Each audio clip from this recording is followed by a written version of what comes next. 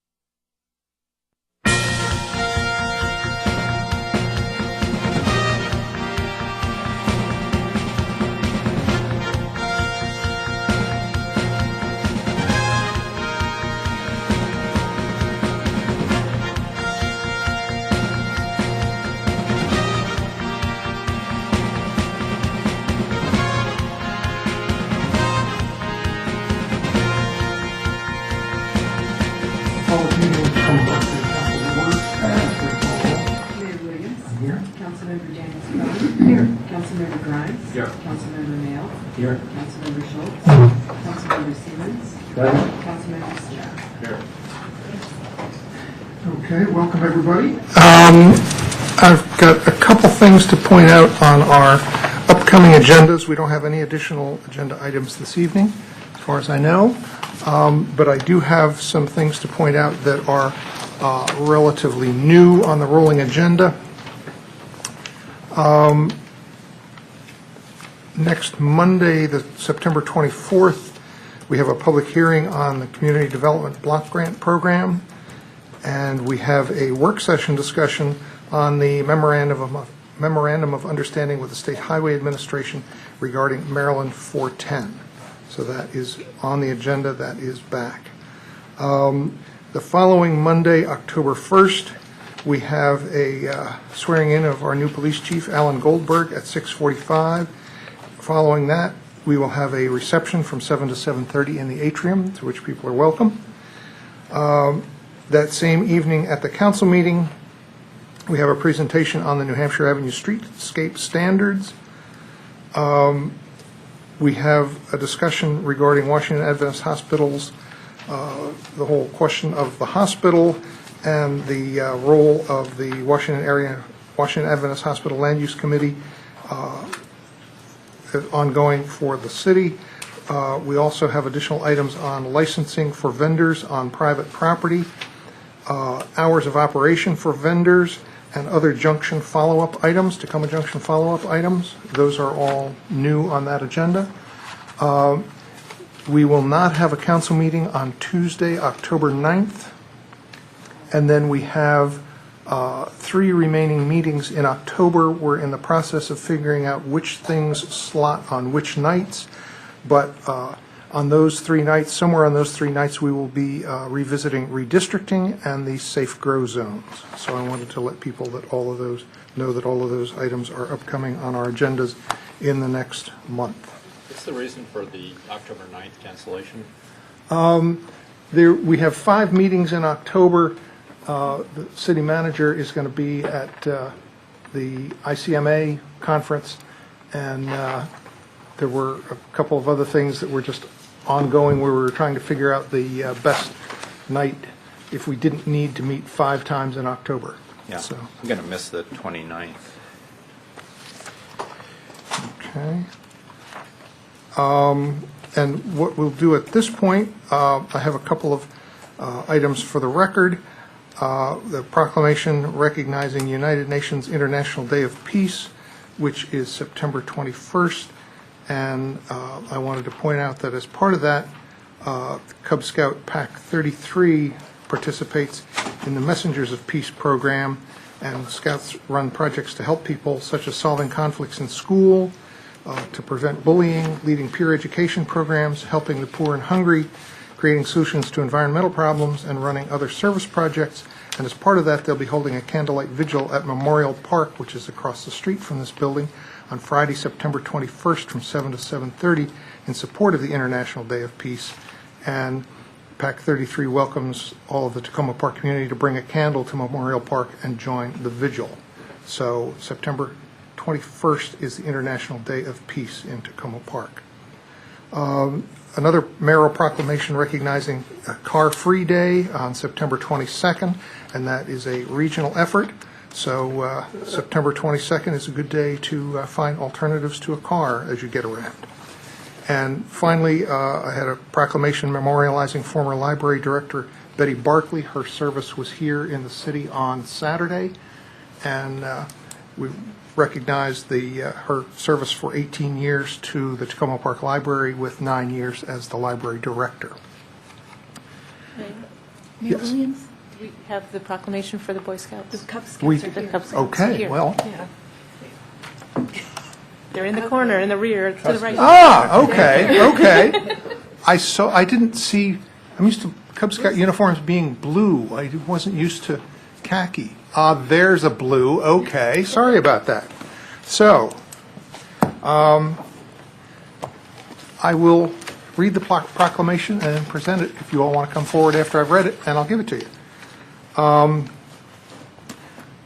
Whereas the International Day of Peace is observed around the world on September 21st of each year, and whereas the United Nations General Assembly has declared the International Day of Peace as a day devoted to strengthening the ideals of peace both within and among all nations and peoples, and whereas the theme of this year's observance is Sustainable Peace for a Sustainable Future, in coordination with the United Nations Conference on Sustainable Development to be held in Rio de Janeiro, Brazil, whereas there can be no sustainable future without a sustainable peace, and sustainable peace must be built on sustainable development, as the root causes of many conflicts are directly related to or fueled by ownership, control, management, and distribution of natural resources, and whereas the International Day of Peace offers people around the world a shared date to think about how individually they can contribute to ensuring that natural resources are managed in a sustainable manner, thus reducing the potential for disputes and paving the road to a sustainable future. And whereas Cub Scout PAC 33 participates in the Messengers of Peace program, through which Scouts run projects that help people, such as solving conflicts in school by preventing bullying, leading peer education programs, helping the poor and hungry, creating solutions to environmental problems, and running countless other service projects. And whereas, as part of the Messengers for Peace program, Cub Scout PAC 33 will hold a candlelight vigil at Memorial Park on Friday, September 21st from 7 to 7:30 in support of the International Day of Peace. And whereas PAC 33 welcomes the Tacoma Park community to bring a candle to Memorial Park and join in the vigil, therefore I, Bruce R. Williams, Mayor of the City of Tacoma Park, Maryland, hereby proclaim that Friday, September 21st is International Day of Peace and recognize the efforts of Cub Scout PAC 33 and its efforts to promote the day. So if you all want to come up.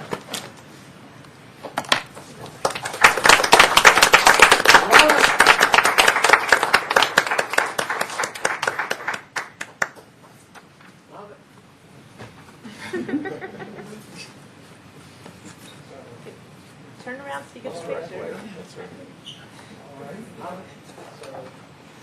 Here's the proclamation, and I'll hand it, and both put your hands on it. And that's the photo op. And then we'll do another photo op. Everybody looking All right? right. Thank you. All right, gotcha. Okay, and now we'll turn it around.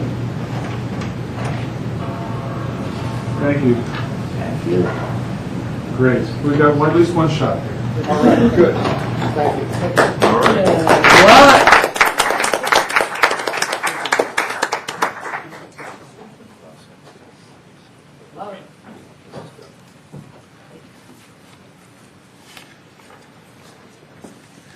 And it's always good to see people who are ready to jump into projects.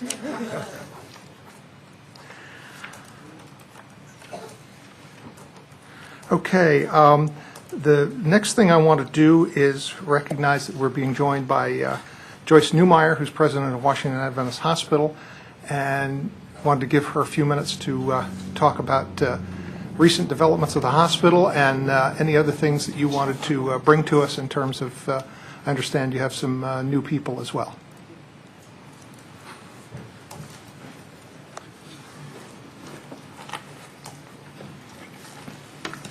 Thank you very much. I'm Joyce Newmeyer, President of Washington Adventist Hospital. Two things to do tonight: update you on our Certificate of Need. But first, I'd like to introduce you, as I promised the last time I was here, to Mr. Mark Bloom. Mark has recently joined Washington Adventist as our Executive Director of Community Relations, as well as many of the support services that are within the hospital. You'll probably see most of him, you'll see him mostly in the capacity of his community relations role. Mark had a 36-year career with the federal government, including many years, I've lost track of how many, at the Food and Drug Administration. He has worked with us in his capacity at the FDA for quite some time now. On the MOU that we have between the hospital and the FDA, and he will continue that work to expand the research and that we're doing with the FDA and expand the ways in which we work with them. Mark doesn't mind me saying and is very public about the fact that he credits Washington Adventist and two of our finest physicians with saving his life twice. And it is truly our privilege to have recruited Mark away from the FDA, but to continue to work with them just now from another side of the fence. So wanted you to know who he is. He will be showing up at community functions and won't be a stranger in this community. So. Welcome, Mr. Bloom. Thank you. Good evening. I look forward to working with all of you, and thank you for welcoming me. Thank you. Okay, thanks. All right. As promised the last time I was here, I told you as soon as I had substantive information about our Certificate of Need, I would come back and update you, and so here I am. Just this afternoon, we notified the Maryland Healthcare Commission that we are withdrawing our current Certificate of Need to move the hospital to White Oak. The reason for the withdrawal is pretty simple. As we discussed the last time I was here, the recommendation from Commissioner McLean was pretty clear in that while she had some issues with the application, there were many things that she thought were right about it, and that she encouraged us to continue. In fact, specifically saying, I hope that Adventist Healthcare and Washington Adventist Hospital will seriously and constructively consider the issues raised in this recommended decision and promptly move to develop a new plan to achieve the important objectives addressed in this application. So we're going to be doing exactly that. Work has already begun on a new application. The Healthcare Commission has committed to working with us on that, and so we will proceed post-haste. There just didn't seem to be any reason to continue the current application, wasting time and money on everybody's part, when it was very clear that they were encouraging us to move forward with a new plan. So we will be developing that new plan and look forward to working with you on that moving forward. Any questions I can answer? What's the Councilmember Smith. What's the timeline on when you guys are going to resubmit? I understand you could do it 2 times a year. Are you looking at fall or spring? I'm not sure the answer to that, and I'll tell you why. It's more important to me to file a really great application than to file it sooner. Sure, I would love to file it in the spring, and obviously that will be what I'm shooting for, but as the Healthcare Commission works with us and advises us, I don't know what all they're going to say yet, and so I don't know how long it's going to take for us to do it and do it right. So I wish I could answer that specifically. I can certainly tell you it'll be as soon as we feel like we've done a good job on the application. Councilmember Grimes, did you have a question? Okay. Thank you very much for coming and presenting to us, and we're happy to continue working with you as you go forward in the process. And I know that you've offered to meet with our Washington Adventist Hospital Land Use Committee, whose meeting a couple of us were just at before this, and they'd be happy to have you come back and talk to them a little bit further about what you see the process is going forward and how you and we can work together. And so if you disappear and a few people in the audience disappear, we hope you're all going the same place. Well, I can assure we are. I'm not sure where they're meeting, so I'll be following them. Thank you, and I will continue to come back and update you as I have information to share, and please don't hesitate to let me know in or out of meetings if there are questions that you have that I can help with. Thank you. Thanks very much. We appreciate it. Now we will go to the next item on our agenda, which is the public comment period. If anybody wishes to make any comments on anything that's not on our voting agenda this evening, so anything on our work session and anything that's not on our agenda. And I see Mr. Lovelace in the back. Hello, my name's Pat Lovelace, 7620 Maple Avenue, your official peace delegate, Ward 4. Just want to also let you know that there's only 49 days left on the voter countdown. T-minus 49 days and counting. I hope everybody out there gets registered to vote in time, and I hope everybody who's registered to vote comes out and votes. It's a very, very important American duty and a right. People have fought and died for the right to vote. I mean, one good way to pay respect to those people is to use your right to vote. Also, October the 7th, the first Sunday in October, I understand we're having another festival, another party coming up, the Street Festival in Old Town Tacoma. Come on out, everybody, and enjoy the party, October 7th. So I expect everybody to come out there and have a good time for themselves. Yep. And also, we're having a demonstration on official Peace Day on Friday the 21st of October. Of September. September 21st. We're having a demonstration on Freedom Plaza at 3 o'clock in D.C., protesting the death penalty. It's also the anniversary of Troy Evans's execution time coming up. The man in Georgia that was killed by execution. And we protested that. We're going to continue to protest the death penalty. So that'd be a good way to celebrate Peace Day. Also, is to come out with me and other people and get a good representation at Tacoma Park down at the demonstration at Freedom Plaza against the death penalty on September the 3rd and September the 21st. Keep getting that wrong. But that's a very important issue in the peace movement, is the death penalty, because that's a war against the poor and a war against the minorities, and a very racist war, too. So we got to do everything we can to stop that, because we weren't made to take human life.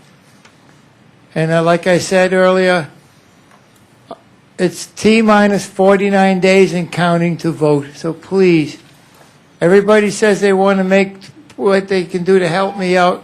That's one thing you can do to help me out, is to come out and vote. And come out for Peace Day, either in Tacoma Park or in D.C.'s Freedom Plaza at 3 o'clock, or both. You might be able to get both of them, because the other one starts at 7 o'clock, I understand, up here at the Memorial Park, across from the building here. So I think everybody can take part in both of them things sometimes. Some people can take part in both. But don't forget, T-minus 49 days and counting to voting. To see out there to vote. And if I can do it, you can do it. Thank you very much. Thank you, Mr. Lovelace. Is there anybody else who'd like to? Yes. You can come here too, sir. Can I speak on that? Yeah. Hi, I'm Bob Dreher. I live on Sycamore Avenue. I know the city is facing much important business. I think what prompts my visit is that the sense of growing concern that my neighborhood has felt over the crime wave in Tacoma Park has now mounted to the point of pretty much flat-out open fear. We feel like we are under siege. There are break-ins, increasingly violent break-ins, every day in this city. My neighbors down the street had their front door kicked in when they were away from home and had their computers and laptops stolen. They had an alarm system. Nonetheless, the door was kicked wide open. Their dog ran away. They may need to get more dog. Might be a good idea to have more dog.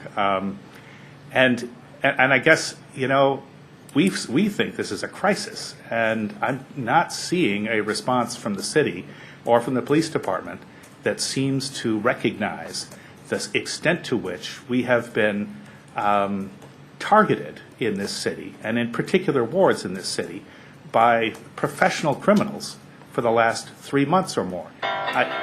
We are asking through Kay, and she's doing a very good job seeking this. We're asking for a meeting with the police chief. We would love to have members of the city council and the mayor there as well. But we really need to hear what the plans are for trying to deal with this crime wave. As I say, I think we feel like we are under siege. And I don't know that any of us have ever felt this insecure in this city. Most of us have never felt this insecure anywhere we've lived.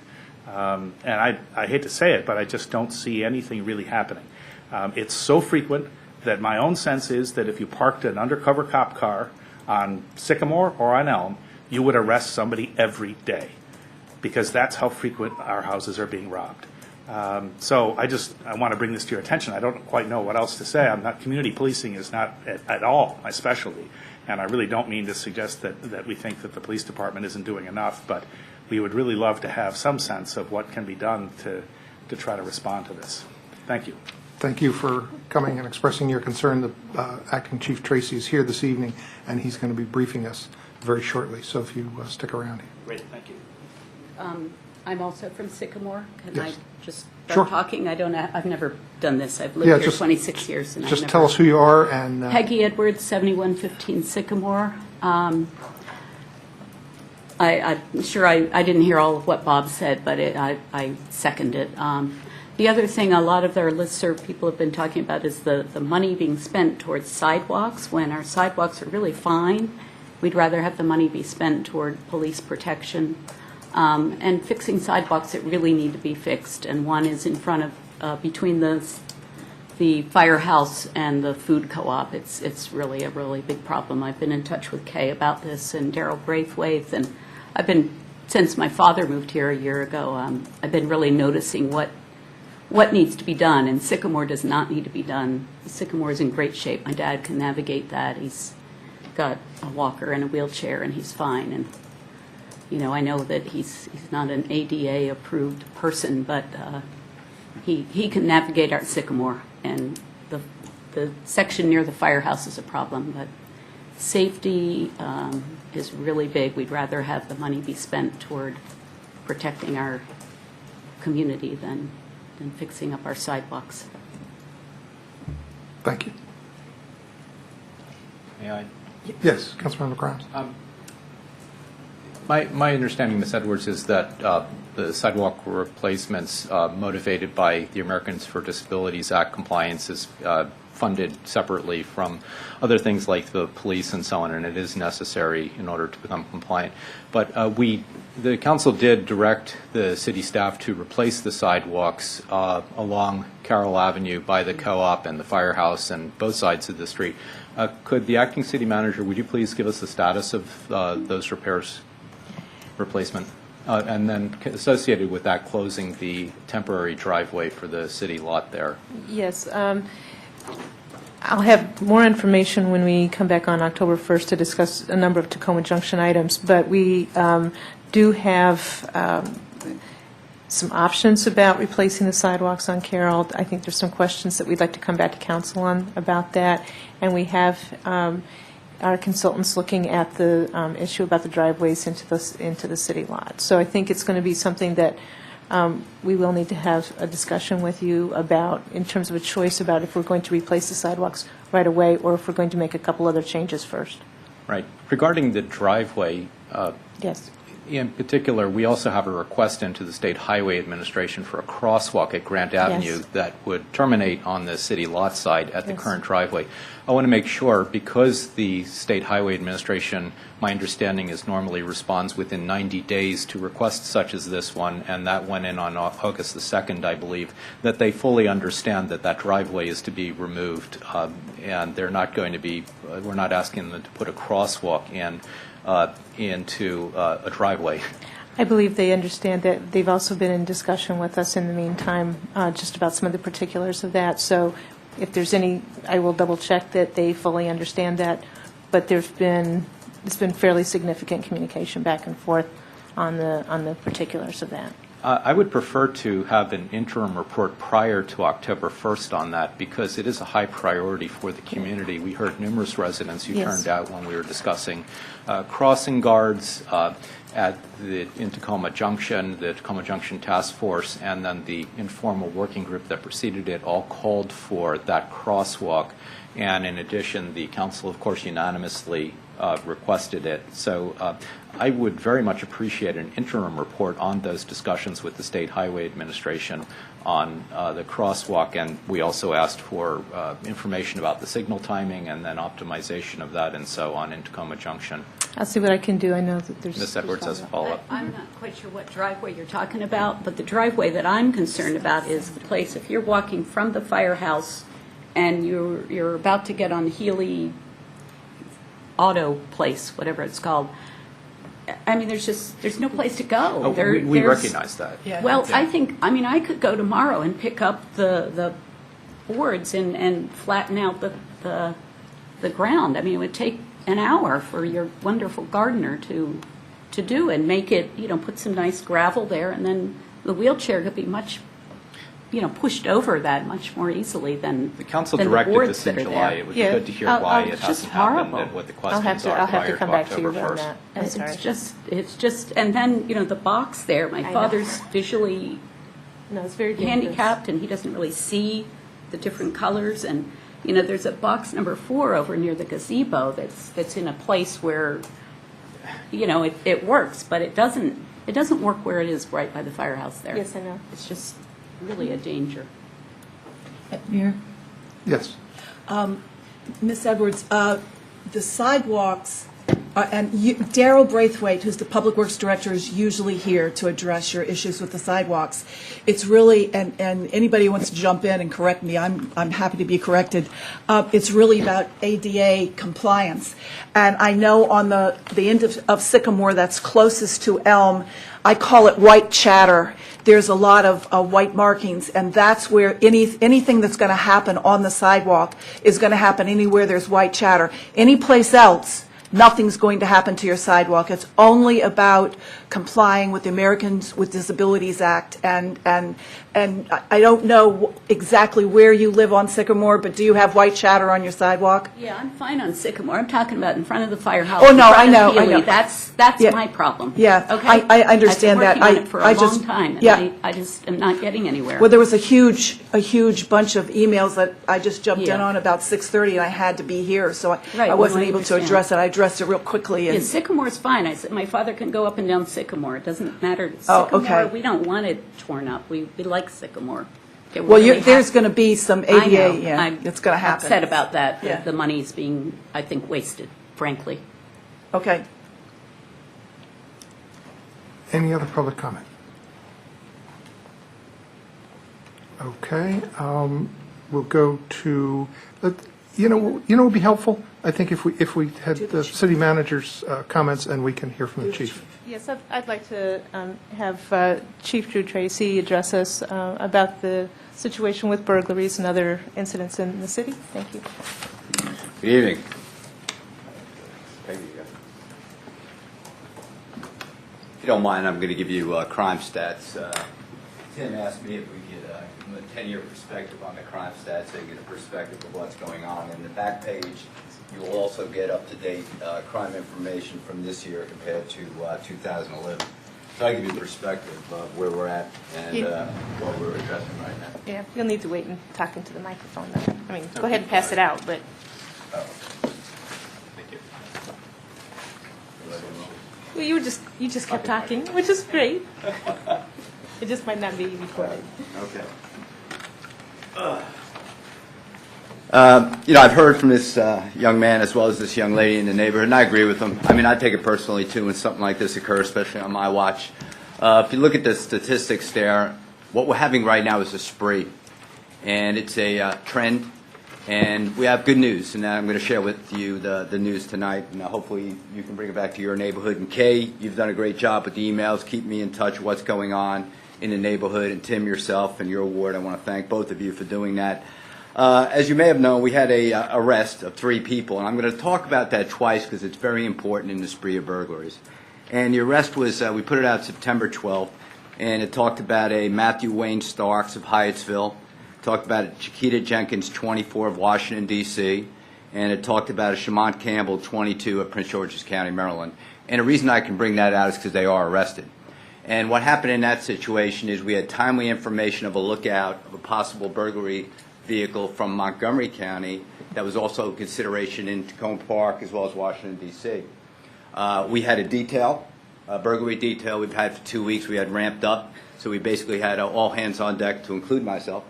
And we were out there and we made the stop. And in the stop, we found stuff inside the vehicle that tied him into a burglary in the Wheaton-Glenmont district of Montgomery County, as well as minimal amount of CDS. So from that, we were capable and CDS is controlled dangerous substance. We were able to make an arrest on that. And during the arrest, during one of the interviews, one of the individuals confessed to one of the burglaries in the spree, not on Sycamore, but one of the ones we had right off of Ethan Allen Avenue, and that was basically on the week of August 14th. And the importance of that was we had 3 burglaries in that day. And now we're putting 1 person in the area on that day. So that was critical. Then we received very good information from right around the corner from where you live on Beach Avenue. We received a fingerprint hit on a screen that was removed from the house, which is right adjacent to Sycamore. And that happened to be on the same day as another burglary. So that kind of ties in the group there. That individual we have an arrest warrant for. That individual just today was involved in a pursuit with Metropolitan Police Department in a vehicle that was carjacked from Eastern Avenue last night. There was a bailout. 3 people were arrested, and they called us because we had a warrant in NCIC for this individual for a burglary in Montgomery County. I was also told by the detective inside that vehicle they found 4 TVs. That was from today. So I'm not sure if those TVs were from today, somewhere another location, not in Tacoma Park or in another jurisdiction close by. On September 10th, the early September 11th, one of the individuals that we arrested was released on bond. And then the next day, the burglaries occur again, and then on Sycamore last Friday. What we did is we did additional police work, detective work. We tied him into another burglary, got a photo array hit. As we speak right now, he's downstairs again under arrest. And when I came up here, he was talking to detectives. I did not want to interrupt them and say, hey, how are we doing? Leave them go. We can get back later on. But that was the individual who was arrested for the first spree, who, in my opinion, I think probably came out, got involved, and possibly was involved in the Sycamore, because the way they're making entry into these houses are the same throughout. They look for opportunity, an open window or a door. They're quick in, quick out. And on the 14th, the trend of burglaries we had, the spree that day, they had a stolen van. It was at Ethan Allen in that area. Then they went to Washington, D.C., did a burglary in Washington, D.C., right over the line from the Silver Spring District. And they left the stolen van there that we had a tag on from Ethan Allen. They stole 2 vehicles, a Corvette and a Honda. And a Honda, after that, was in another pursuit in Washington, D.C. with a bailout. We believe this group of the 3 names I gave you and another name we're looking at were involved in both of these sprees. So that's pretty good news. And the better news was when we just found out that the individual we have the fingerprint hit on was apprehended just a few hours ago by Metropolitan PD. Today we had a meeting right here in this building, and it was a regional gathering of law enforcement, basically intelligence gathering for detectives as well as state's attorneys and AUSAs from Washington, D.C. We had 25 people, and what we do is we go around the room talking about cases and concerns. And just a little bit off the subject of burglaries, but we had that situation with the upskirt where an individual was taking pictures of women in skirts. Well, we had transit police with us today, Montgomery County, Prince George's County, Metropolitan PD, and then all of a sudden everybody started checking notes and getting back, and there's an interest on that case. And then obviously we talk about robberies, we talk about situations that are basically metropolitan in nature to this area. So that went extremely well.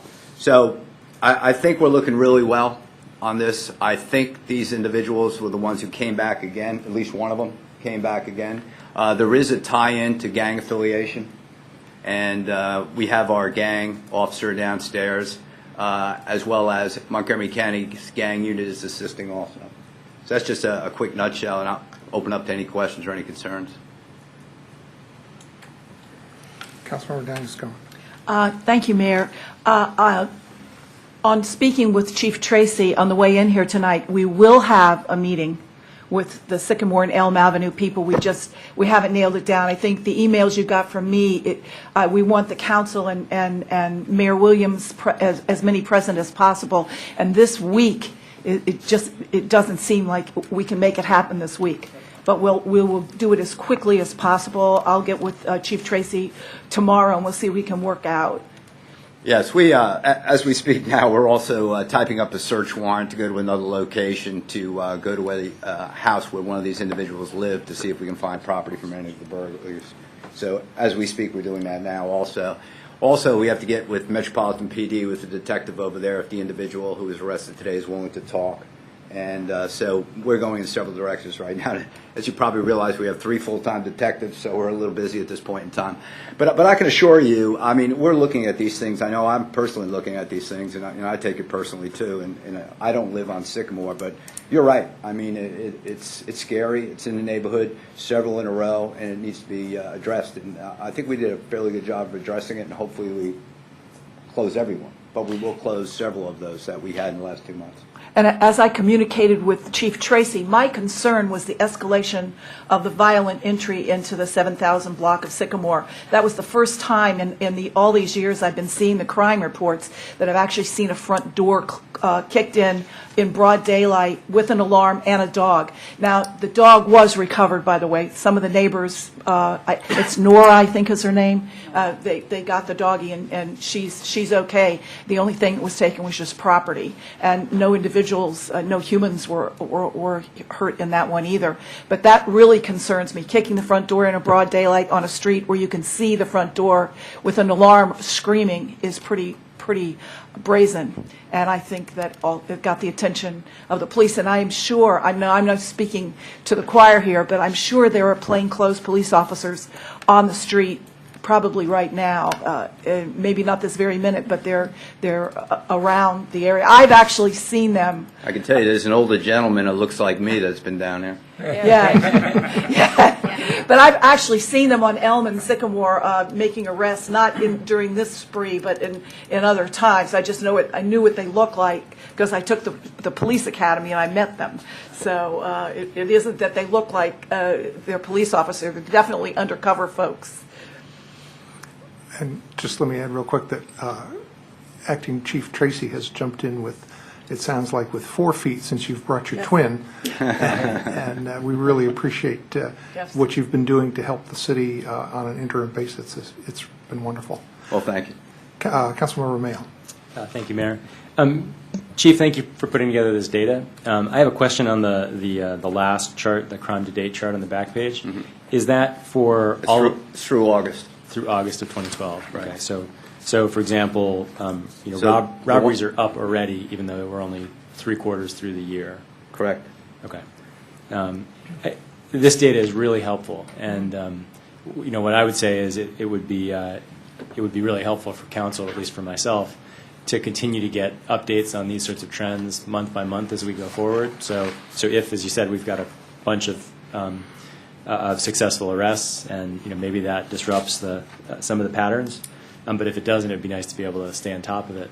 Relating to that, and I'm not necessarily sure that this level of detail is the right amount, but as a residents see lots and lots of emails, often that get passed around multiple times, that originate with your department or that originate from the community about the same crimes. And so monthly data like this, or annual data, but potentially monthly data, would give people a sense of pattern as well. So again, if we see trends going up, then this sort of data is a better reference point than looking at the volume of emails. And similarly, if the trends go down, which I hope they do, then this sort of data will help confirm it. People often don't notice when emails just stop coming. They still have that sense of fear. The problem may not feel like it goes away. Mm-hmm. Something like this can help. I'll tell you one one positive thing here is the information goes out every day when it occurs, whether it's a Saturday or a Sunday, and all information on all crime goes out, and it provides people with timely information. If they have timely information, they have timely eyes and ears, which gives us the chance to have a timely response. And that's key, because I can tell you we've got some good information on a couple of these things. You may have noticed there was a robbery at the auto parts store, and what we did immediately is we got that pictures out of the individuals. We already got 2 very good calls on possible suspects in that. We already coordinated with Prince George's County today on that robbery, and we're working that also. And that's because it's timely information going out. That's the key. Yeah. You put everything out, you don't hide anything, get it out there quick, and have the other people help you. Right, and I agree that the case by case, minute by minute output from the department is really helpful.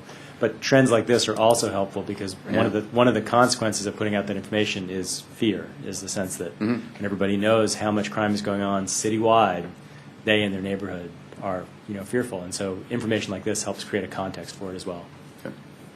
Councilmember Siemens and then Councilmember Schultz.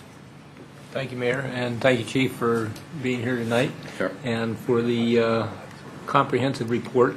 Again, I share Councilmember Mayall's appreciation of the timely and complete information that the department's been putting out under your leadership. I think it's very helpful. I think it's very good for the community, and I think it's a balance that I think you've favored the right direction. That is, get the information out, and then maybe getting these stats out on a monthly basis will help the community to put it in perspective. I have 2 things I wanted to talk. You walked in the room, so I have to raise another subject, okay? I talked to you about a problem on Lee Avenue, at 115 Lee Avenue, regarding excessive noise from neighbors. I understand this is going on again right now as we speak. So I'm not going to ask you for an update now, but I would like to get an update soon on what's happening with that. And the one question I had for you is if Tacoma Park will be sending someone to the Council of Governments Gang Summit that's coming up. I didn't know it was coming up, but I'm sure we will. We have, it was interesting.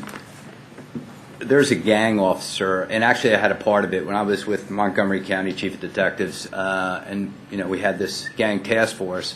Ron Rakucci at the time, spoke to me about the grant and about getting somebody on, and I said, well, Ron, the key on these things is we need the best people to be on these gang task force because it's an issue that we have to address. And he assured me that we would get one of the best, and I'll tell you, Charlie Hutzel is one of the best. And just to tell you folks something, when we realized in August we had this burglary problem and issue, first thing I said was call up SID with Montgomery County and tell them Charlie's coming back because I need him on this detail. It's kind of like in the old days, Casey Stengel said he never played without the man, and that was Yogi Berra for us older people. And so I brought Yogi back, and what does he do? He goes out, gets some identification, looks at some people, looks at the gang tie-ins. Sure enough, 2 of the 3 people he looked at were the people who were going. So he's outstanding, and I'll make sure we participate. I agree with your feeling. He's outstanding. Yes. From everything we've seen, I agree with you. Thank you. Councilmember Schultz. First of all, thank you for coming here tonight. I appreciate it. It's the first time I've had an opportunity to listen to your comments. With regard to the question that Councilmember Mayall raised, the city publishes its S&I report every Friday, which always has the description of crime by ward in that report. Is that not accurate and complete information? I'm not sure. I'm going to go back and look at that. We do put out monthly information about trends and that kind of thing. Right. I will double check and see what's going out right now. But I certainly, I agree with Councilmember Mayall that having kind of that standard amount so that we can see trends, so that people get a sense if this, we're going up or down. And I'll see what we've got out there, but it may not be presented the right way or something. Yeah, I just was thinking that some of that data may be coming out once a week already. It is, but I'm not sure exactly how it's, I'm going to look Okay. at it more closely. Okay, good. Chief, I wanted to ask you, with all of these burglaries going on, has any residents sustained any physical violence? Yeah, the only one we had is, I'll call it a confrontation, and that was on Spring. And on Spring is where the young lady came from home, and when she came home, there was two individuals inside her house, and there was the one yelled, watch out, I got a gun," and jumped out the window. Well, she positively picked him out of a photo array, and that's part of the charges we're talking about today. Okay. Well, That was yeah. that. What they were doing, it was interesting because we went around, started talking to a bunch of people, and we found out that partly of what they were doing is they would actually walk up, knock on the door, ring the doorbell, knock again, and if someone came to the door, they'd ask them if they want any landscaping work done. And then they would go, like, to another place, knock on the door, and if no one was home, that may have been a target. But I know for a fact in several of the places they asked for landscaping work. Well, that's interesting you say that, because that's been the experience that I've noticed, what I've noticed over my years on the city council, is that these are daytime burglaries for the most part. Right. Because they're not looking to harm anybody, they just want to steal property, and they're looking for unoccupied places, and that's exactly what they do. I mean, I've sent emails to my constituents several times telling them that a lot of this sort of stuff is opportunistic. If you're not home and you leave a door unlocked or a window that's approachable, that this isn't what you just described. They go to the door and try to attract attention.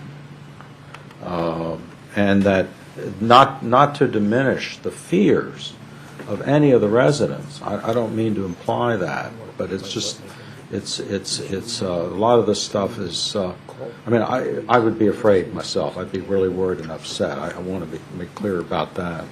The other question I have, there's also seems to have been a spate of vehicle, not stealing autos, but stealing the stuff inside automobiles. You're correct. Just dozens of those. Is there any connection, or is that just another whole species of criminal?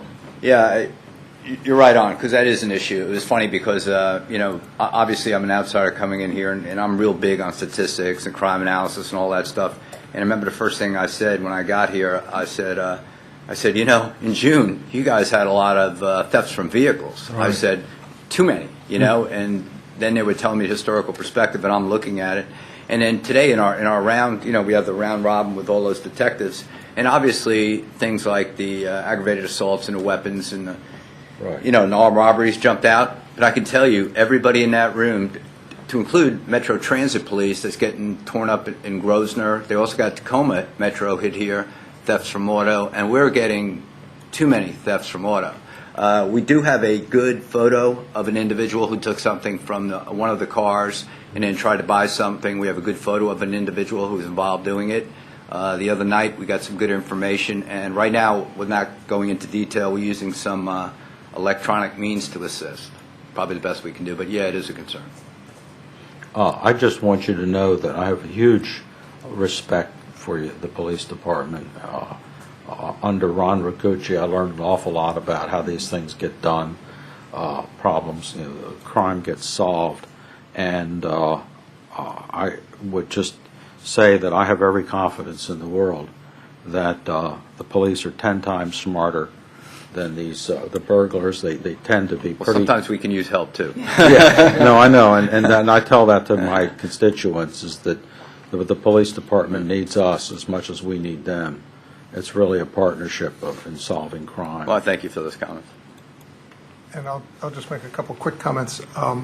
I would ask that those of you here from this evening from Sycamore share the information that your neighbors can look at this segment of this meeting on the city website and see this briefing, so that you don't have to remember all of the bits and pieces that you might want to tell people, but we could send a link as well so that people can see this.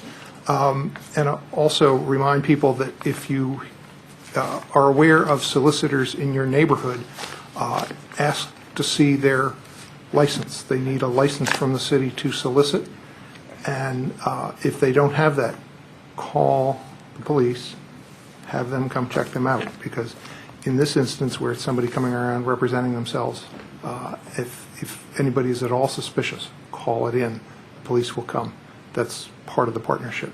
And just a quick recap of something that I heard on, was it Saturday, from about to be Chief Goldberg, who was talking about, because he's in the city working, he's not on the payroll yet, but he's working, and he was talking about how people leave just the charging cord from a cell phone in the car, take the cell phone in, but leave the cord. People are going in and just taking those cords. They can get them for, they can turn them into the pawn shop, and they get $3. And if you take 100 of those in a day or 150 of those in a day, that's a fair chunk of money. And that's what people are doing. So even those dumb little $3 cords, they will take them. And Councilmember Daniels-Cohen, you had something else. You get the final word. Thank you. Oh, wow. I forgot to thank you for coming this evening, and I really appreciate your attention this weekend to all the emails. I mean, you and City Manager Ludlow were inundated because I kept you updated on everything, plus the mayor and Councilmember Mayle. But I really appreciate that you're willing to listen and read all of that. I also, in the past, every other month, we've had something called a ComStat meeting. Oh, yeah. Right. And that's where as a community, you could come and get this information every single month. Or it may have been every month. I only came probably every other month. The other thing I encourage anyone who's listening to register for the Citizens Police Academy. I cannot tell you how much information you get about the police work that's done in the city of Tacoma Park, and how much more at ease you'll probably be once you're, well, either or not, after you've participated in it. It's a great program. It starts, I think, on the 27th, Thursday the 27th. So if anybody wants further information, I am happy to send it to you, because I did it. It's pretty incredible.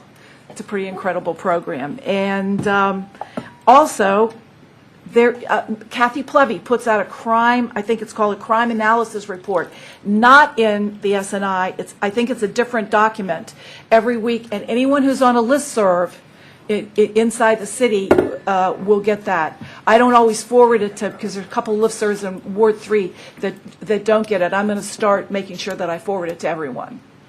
It's a different from what I think, isn't it? I'm going to go back and look because I get a little bit confused. Yeah, there's two different ones. Yeah, I think they're two different ones. So it can keep you, even though this in color is much prettier and easier to read. Thank you. Thanks again, and I'll be back with you, and we'll figure out when we can have a meeting. Okay. Thanks very much, Chief, and I think you may have a question back there that you could address too.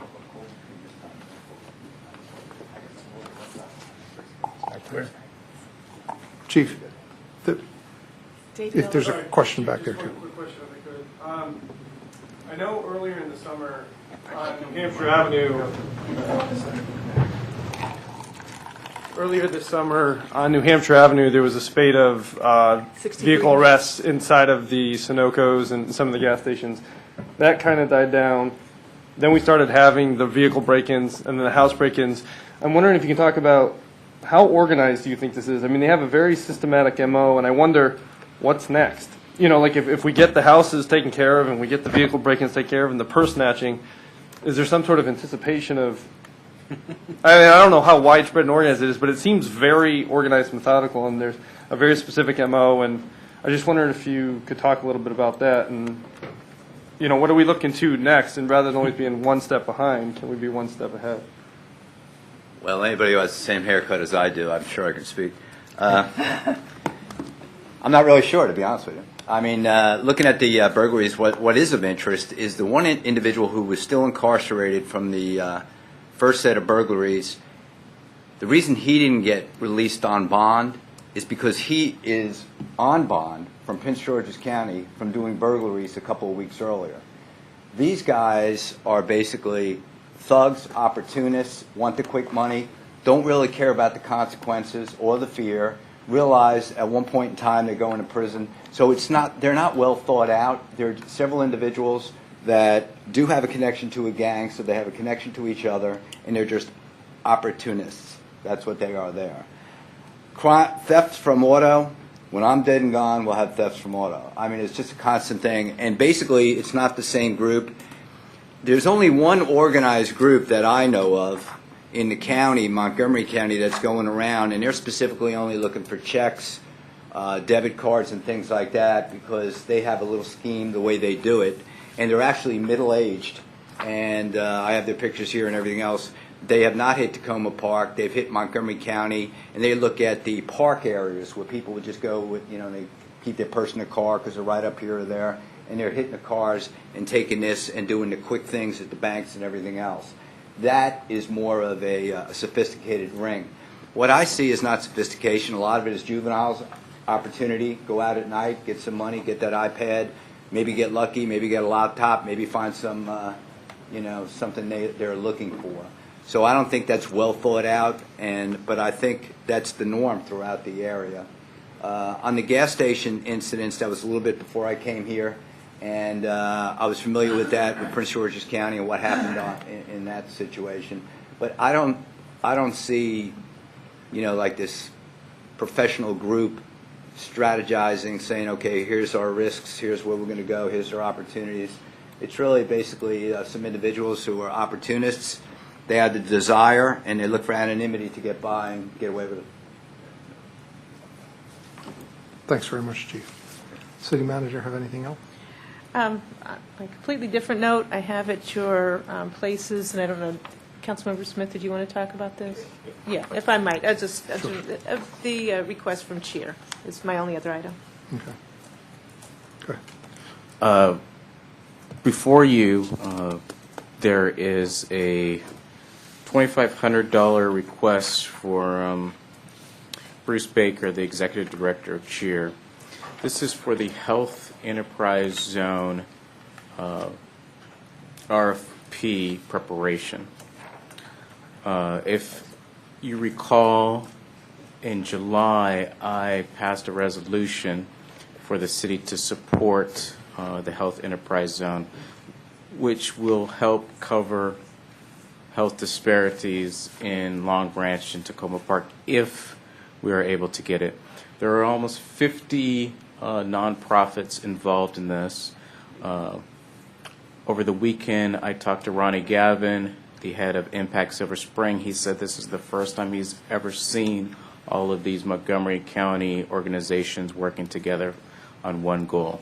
So I would ask all of you to support this. I have spoken to Susan Ludlow about the money being available, and she says it is available. If I might, the proposal is to kind of go in with other people to pay for someone to write a proposal. It takes about 6 to 8 weeks once the specs for the proposal come out at the end of this month. And it's a fairly complex preparation for the grant. The council has some money that we've identified for council goals. It's not been allocated, but $2,500 is clearly within the amount that is available. If you desire, kind of on a straw vote to support that, it's something that we could go forward with and then come back with a budget amendment to make that clear. And so this is to provide some money to have... towards the cost of an employee who would be writing this proposal. Right, so it would be another entity supervising the grant writing work. It would just be providing some money. That's right. It would not be a staff impact on the city of Tacoma Park. Councilmember Siemens. Thank you, Mayor. I've had the pleasure of attending a meeting with this group Mr. Baker has put together an impressive array of organizations in the county to address this opportunity, and they seem to be very well organized. They have their plan laid out, and this does address one of the council goals, I would strongly support this. Councilmember Grimes? Thank you.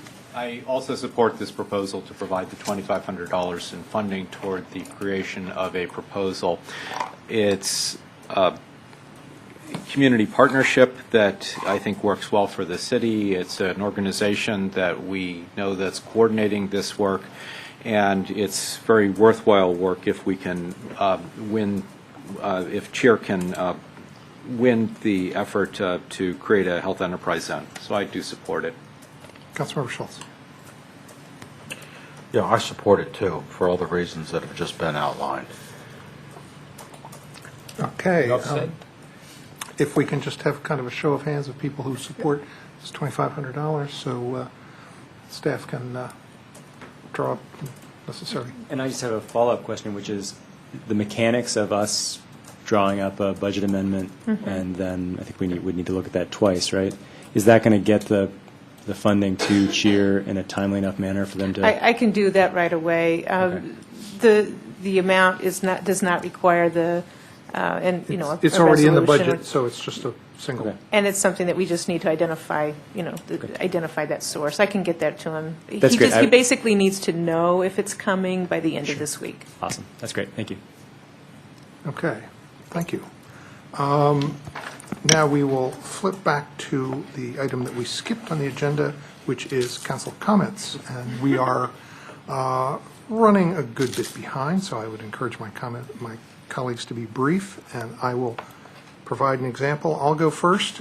I'll just say it was wonderful to go on the New Ave tour that staff had last Wednesday. We got to see what was happening along the New Hampshire Avenue, and council attended, and it was very helpful. It was nice to go to the Pinecrest Barbecue on Saturday and talk with residents of Pinecrest, and also get to meet with staff who showed up as well. The acting city manager was there, and the new chief Goldberg was there. So it was nice to do all of that. The Councilmember Daniels Cohen and I and 3 other individuals all acted as apple pie judges on Sunday at the farmers market. There were 23 entries, and we managed to eat small bits of all 23 pieces of pie, and I understand that there was over $500 collected at a suggested donation of $3 per slice, and that went toward a match for the SNAP program. Help me with this, Laura. SNAP is Supplemental Nutrition Assistance Program. And so that was a great way to provide money for that, and I know that the people who put that together are looking for other opportunities to do similar events. Councilmember Grimes. Thank you. Just a reminder that Tacoma Park's 4th annual Play Day is slated for this Saturday, September 22nd, from 10 a.m. to 1 p.m. at Tacoma Park Middle School. You can find out loads of details about who's participating and all the activities that are going to go on. Based on past events, it should be a great one. You can find out more information online at tacomaplays.org. Thank you. Councilmember Daniels Cohen. Thank you, Mayor.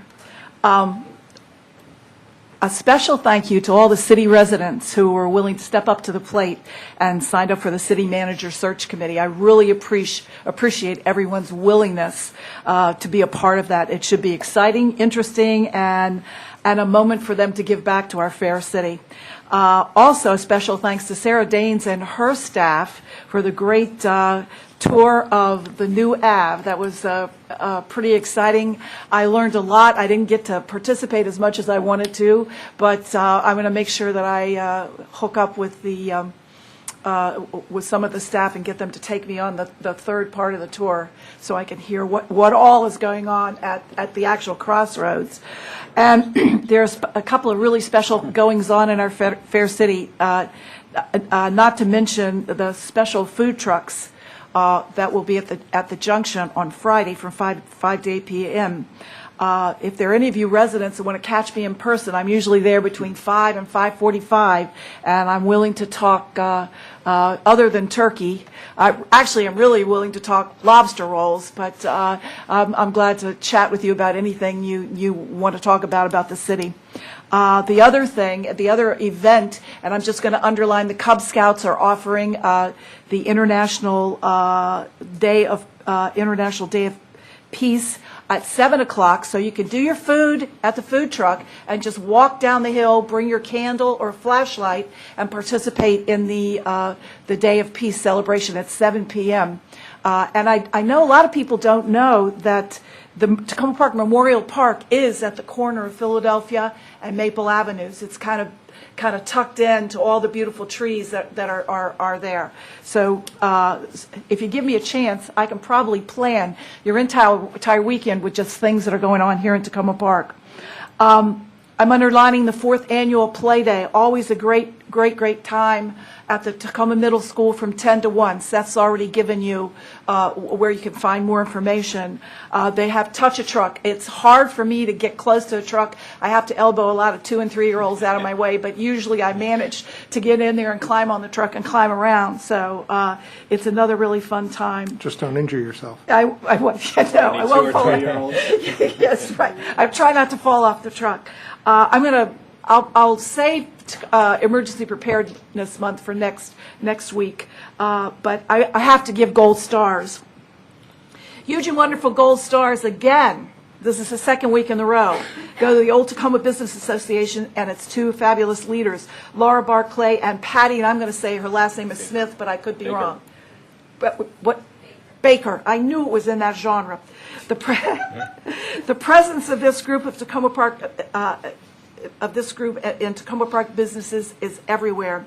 They've sustained the pilot program with the food trucks, and even though Trove is just over the line in D.C., they were packed with participants last week, and the Trashy Art Contest was spectacular. I almost brought my trashy art as a show and tell today, but I chose maybe I shouldn't.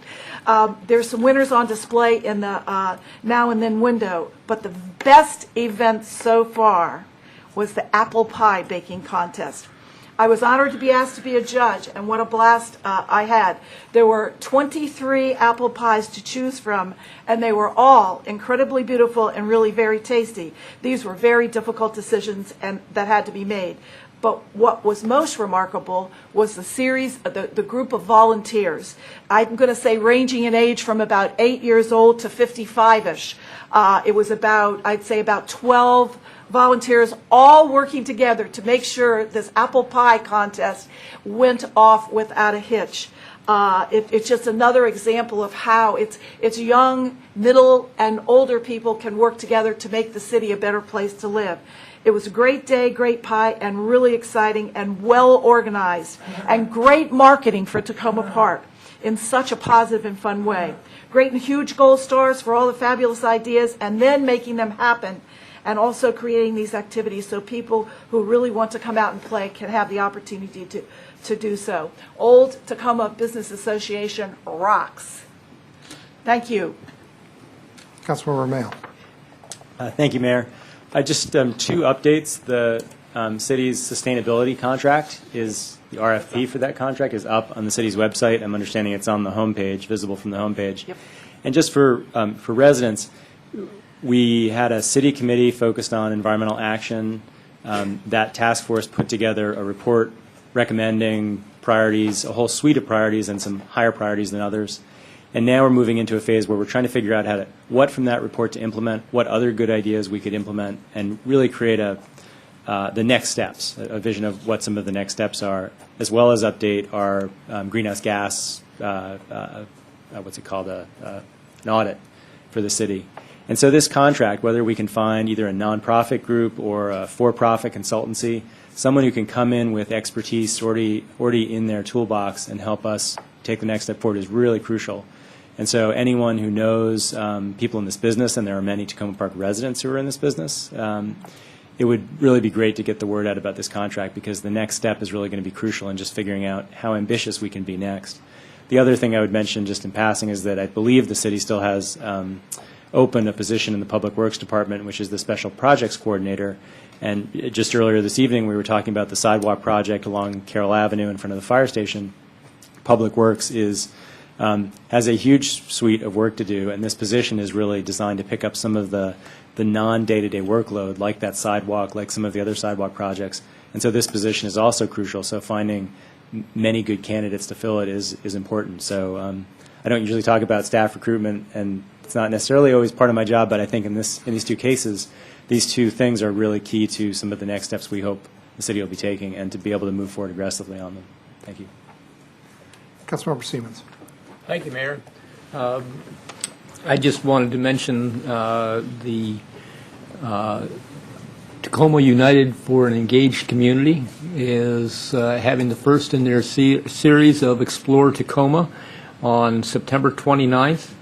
It's going to start at the back of the community center at 11:30 in the morning.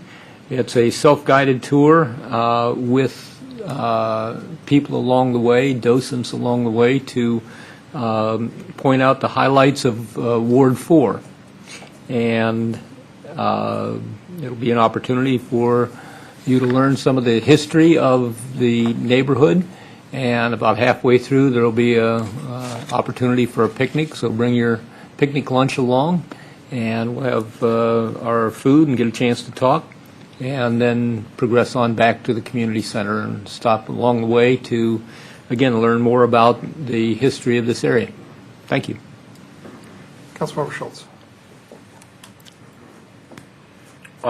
Two things.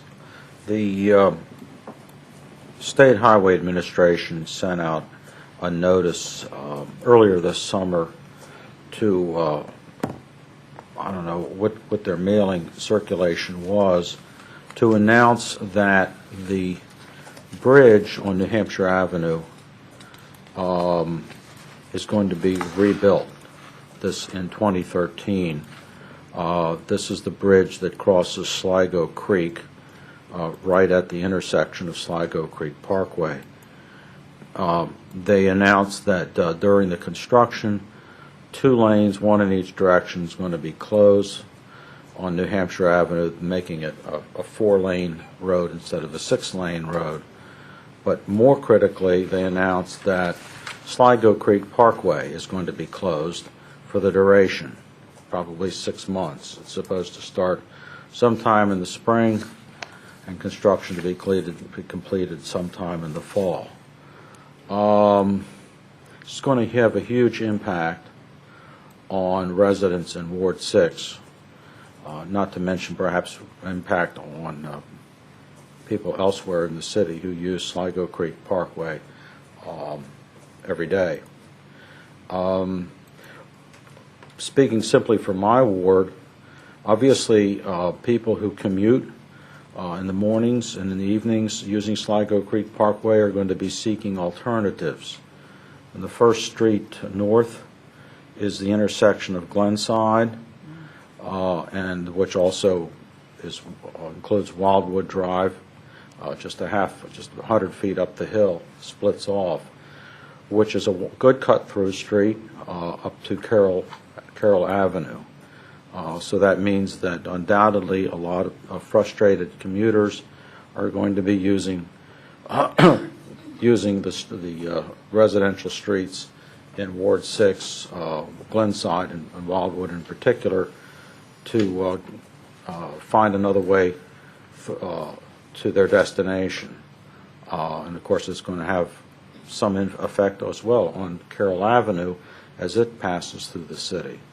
Or they're going to go in the other direction and decide to use Ethan Allen as an alternative route, which is going to impact Ethan Allen. My concern is that we sit here now midway through September.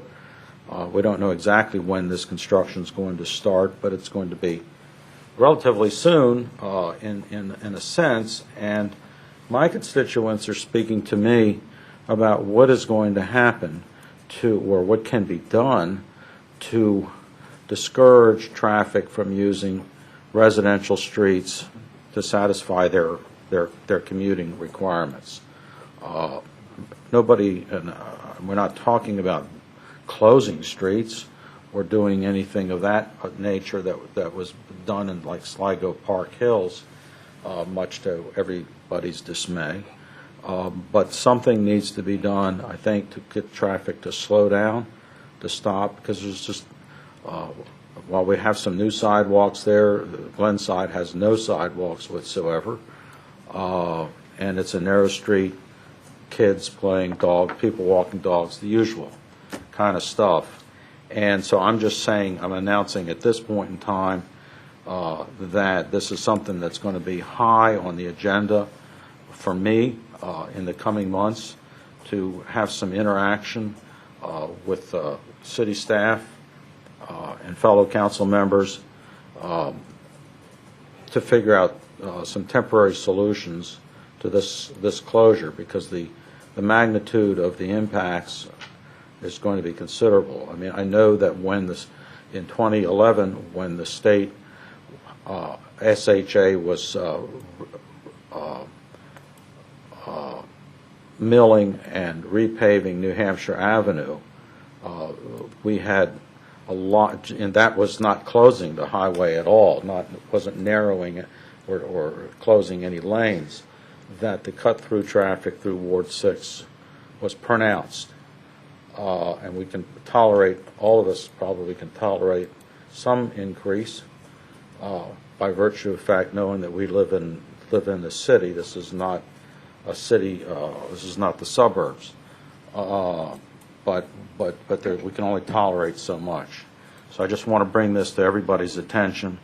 I think other people on the city council are going to be concerned, because it's going to cut off one of the main routes to go anywhere in the city of Tacoma Park.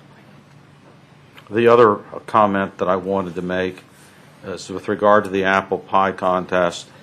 I couldn't get there. Next year I want to be a judge. If I absolutely have a strong affinity for apple pie. In fact, on my birthdays, I don't get cakes, I get pies. It's understood. And so if I don't get appointed as a judge next year, there's going to be trouble. Thank you. What you don't realize is next year it's not going to be apple pie. It's going to be something else. Cherry pie. Whatever the case is. It has to be apple pie. It has to be. Anchovy pie. There was one of those. It was a savory apple pie. We will move along to our next item, which is a presentation. That's a report on the Tacoma Junction Food Truck Pilot Program. Hi. I just wanted to remind Council that when you authorized the pilot program for the food trucks at the Tacoma Junction, you requested that the Old Tacoma Business Association come back to you in mid-September with a report, at which point you would, barring any negative action on your part, they would have permission to continue until December. So in accord with that, Laura Barclay is here tonight from the Old Tacoma Business Association to talk about their experience. Thank you, Roz. Welcome. Thank you. Well, good. The OTBA has been running the program. It's been 10 weeks now, if you can believe it. The community response has been extremely positive. The sales have been record-breaking for some of the food trucks. And the co-op's revenue is consistently up during the times that the food trucks are parked in the lot. So good all around. On average, each week we serve about 140 people, and these people purchase about 350 meals, which translates into about 2.5 items purchased per person. And our peak night occurred at the end of the summer when the two trucks served over 220 people. They served them 550 meals. So these are pretty substantial, significant numbers, I think, coming out of these food trucks. We've had a rotating mix of Montgomery County permitted trucks, and 3 DC trucks participated with one-day Montgomery County special event licenses. In the nice weather, all the picnic tables are full at the co-op and across the street at B.Y. Morrison Park, and people even started putting picnic blankets around the grassy area next to the co-op, around the sculptures, the recycle sculptures, popping their trunks open and almost tailgating at the back of the trucks and purchasing items from the food trucks. So it's really become a fun Friday night gathering spot for the community. We're also looking at ordering picnic tables to go next to the co-op. There's a pretty substantial grassy strip that's sort of masked by overgrown landscaping grass that we're hopefully going to have removed, and there'll be picnic tables there so that people can continue to have more places to sit and hang out and make this more of an event. And we're using the Tacoma Park programming, the Junction programming funds. We're going to designate money from there. I'm also in the process of testing out new dates and times for the trucks as was permitted by the city resolution. We actually had 2 trucks serving lunch over the weekend during our Old Tacoma sidewalk sale at the Junction.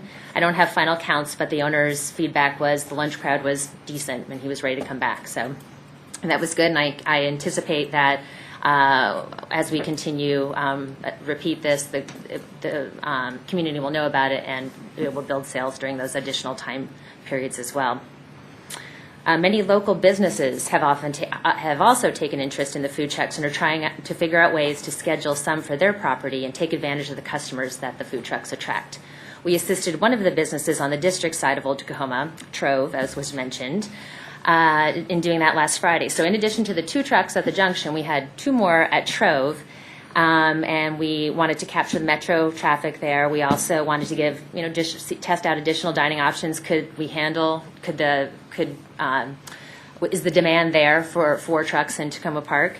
And also just to increase the foot traffic in the evening in Old Tacoma, because it's quiet there and we need to do something about that. So we also are able to tap into a whole huge list of DC permitted trucks when we cross that line as well. So the 4 trucks last Friday served over 500 meals, and it didn't appear, so it exceeded our weekly average of about $350 a week, so it didn't appear to dilute the sales of the Junction trucks. So I've also checked with other restaurants around town, a couple of them, to see how if we were impacting their Friday night sales, and so far no complaints from our existing sit-down restaurants. So everything seems to be going well. We've also initiated the conversation between a popular food truck, Go Fish, and the owner of R&S Automotive to fill the location previously used by the organic falafel truck. And I approached this truck specifically because this owner has established quite a following in the community, as she's participated regularly in our food truck program. And she offers something unique that other trucks don't. She offers fresh fish, in addition to prepared items, which I think would be something unique and additional a benefit to our business mix in the Old Tacoma area. So we thought that she may be exempt from the food truck permitting because we thought there was a clause for exemptions on private property, but we've since learned that's not the case. So I've started to assist her in looking at the Tacoma Park peddler permit. That is the application that she would need to use, and we've learned that the requirements are actually dissimilar to other jurisdictions. Tacoma Park does not. Tacoma Park requires criminal background checks and fingerprinting, which other jurisdictions don't. But Tacoma Park does not require proof of insurance from a liability and a vehicle perspective, which all the other jurisdictions do require. So I think there are opportunities. I'm raising these points because I think it's an opportunity right now to review the peddler license that we have in place. I think other communities have had to do this as well because they were put in place for ice cream trucks years ago or other types of businesses, and they don't accurately represent the business model that's out there today.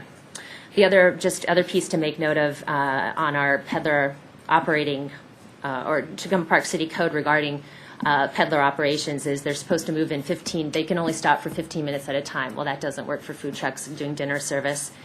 And I'd also like to, as we investigate this further, I'd like to possibly introduce the concept of Tacoma Park approved food truck zones.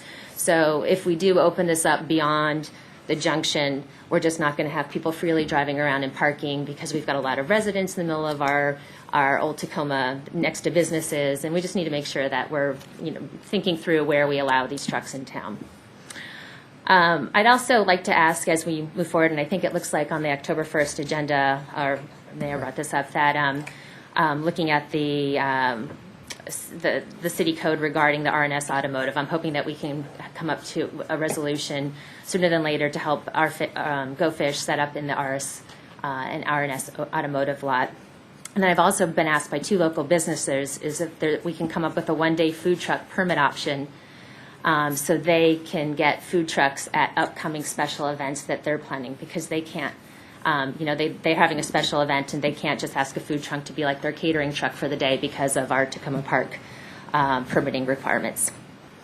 Lastly, I need to ask for your support in writing a letter to Montgomery County to keep our food truck events open past dusk. We've had a dusk limitation that's obviously getting earlier and earlier as we've entered into fall. And I've honestly been working on this since June, and it's come to, September. But I think with a letter of support from the council, I'd like to get an extension for the food trucks to run until 8 p.m. as we've been trying to do over the summer. We've got the foot traffic and the people know to go there. But I think because there is this limitation that in Montgomery County, food trucks are off the street at dusk, and again, that was built upon their food truck, a food truck model that was selling during the day at lunch stops. And we represent a different business model by having food trucks come into our town at dinner time. Just in comparison, the district has a food truck limit that they have to get off the streets at 10 p.m. on weekdays and 1 a.m. on weekends is something to compare to. I'm raising all of these issues and making recommendations with a look to the longer term and a goal that will continue the food truck program into 2013 while we work in parallel using all of this sales data to recruit additional sit-down restaurants to fill vacancies in Old Tacoma. So in summary, the food truck program, we believe, has been incredibly successful by providing additional meal options to the community, offering the public a fresh look at the junction, and lastly, exposing the restaurant demand that actually exists in Tacoma Park. So I recommend for the resolution that we extend the Tacoma Park, the food truck pilot program, until December 21st, 2012, as stated on the resolution. In addition, I'd like to request that we also undertake a greater review of the peddler permit that's in place today. So at this time, I'd like to invite my guest, Missy Carr, who's owner and operator of Go Fish Food Truck, to make a brief statement to council at this point.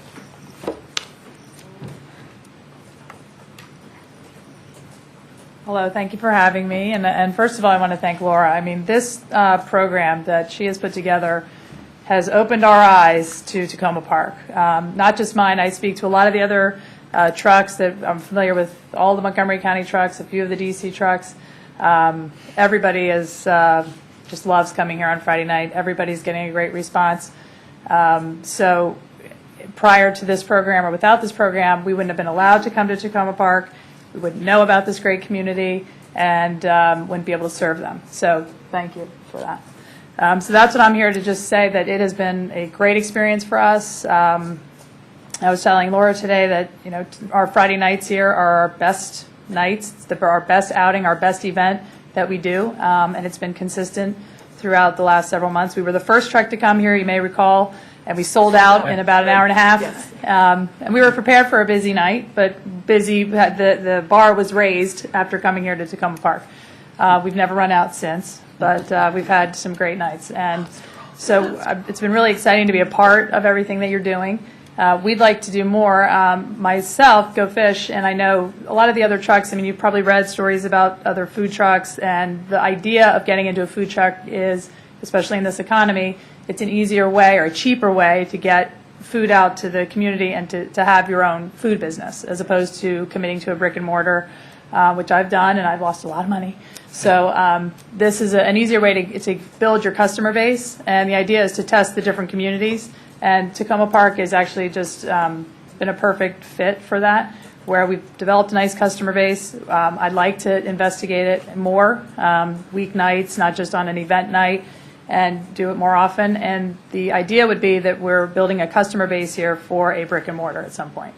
So hopefully you'll help us with the licensing, which I think, as Laura mentioned, is a bit outdated. It's the same in Montgomery County. They do have the dusk law, but it's not really enforced. And again, I think they also, these laws on the books are very dated.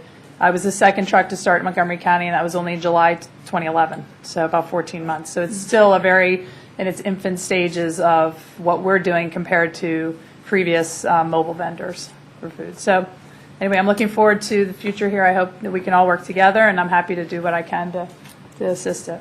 So thank you for having me.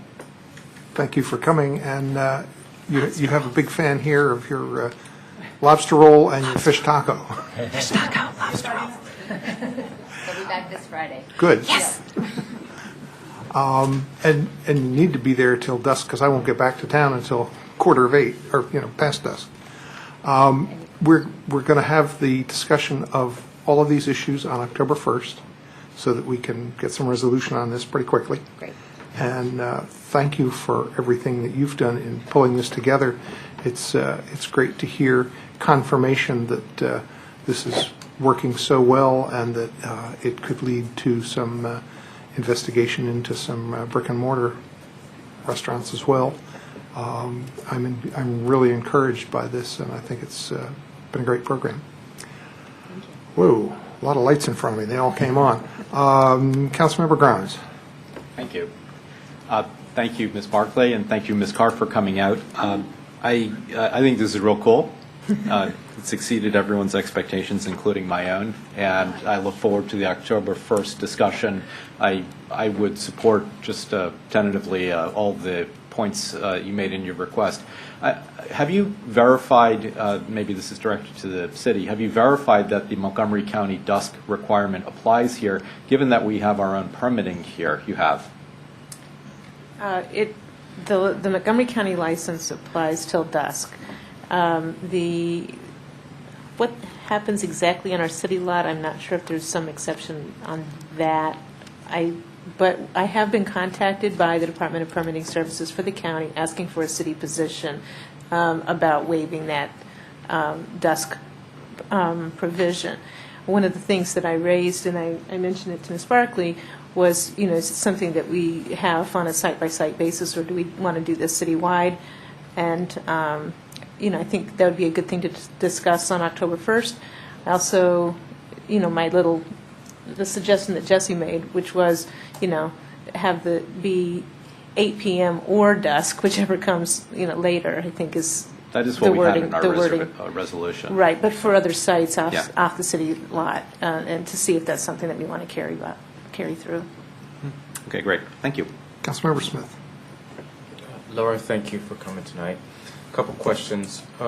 What are your ideas for the future, bringing in more food trucks? What kind of programming do you envision? Well, I see. I think I just want options available to allow trucks to go into other areas. For example, the businesses, as I'm representing them. We don't want to dilute the sales. They won't want to come back. So we're testing that by, can we handle 4? Well, can they, maybe that's the maximum so that everybody, each of the food truck vendors goes home happy. But I think I don't have a definitive plan of setting up another, in the middle of Laurel Avenue or anything as a food truck zone. But I think that as we define, our program, maybe we do allow that, but we have designated areas so that we do get some random truck that drives in, and that just can happen organically, like it does happen in other jurisdictions. So. Right. Just want to be prepared if that were to happen. We actually had a truck show up on Carroll Avenue a couple weeks ago because I think the food truck, the word is out, and they started selling Ethiopian food right on Carroll Avenue in front of the residents too. So that's why I heard about it, because it was right in front of the homes there. So, I don't think that's such a bad thing to happen if they showed up, but I think that we need to designate where that's appropriate. Do you actively recruit the food trucks? I do. Okay. It's turned into a part-time job. But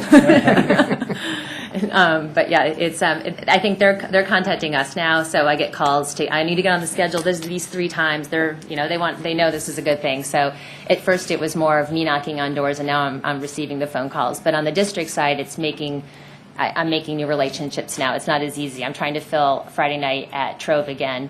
And I just think we got final confirmation, but we need that to build on itself, and the word will get out in D.C., and they'll be knocking on our door again. Now, I would like to see Flower Avenue to become a zone. Sure. Like by the hospital or the university. Mm-hmm. Another question is, how are you moving the food trucks to possible storefronts? Are you just talking to the food truck vendors, or are you putting together like events with the landlords and the vendors? How? We haven't gotten that far. I think, I've shared with Missio directly across the street's an empty storefront there, and, in the interim, we've discussed the RNS automotive lot as a stepping stone into a more permanent setup in town.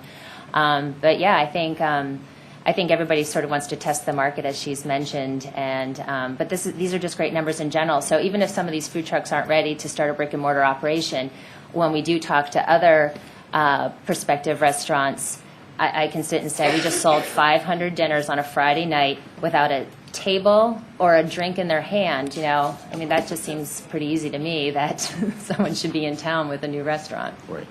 Thank you. Thanks. Councilmember Schultz. I'm curious, with regard to the space that you have now, which is the so-called city lot, what are the, as you see them, based on the experience now over, several months, are the physical limitations on what you can do there right now? I mean, I'm not talking about out of the other parts of the city. I mean, I'm looking at, is there enough parking? Could you put in a third food truck, notwithstanding that you may not even want to? Would it make sense to have food truck Fridays become also food truck Tuesdays or something? I mean, every time you try to be creative, there's always going to be consequences, and that's why I'm just trying to get to the physical, logistical aspects of if you've given that some thought.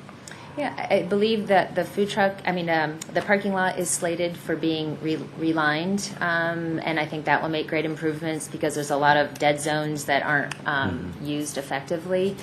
There's also work to get a lot of the trucks that are parked there out, or maybe the space rented, but I think there is focus by the city now to improve that because it does get crowded on a Friday night.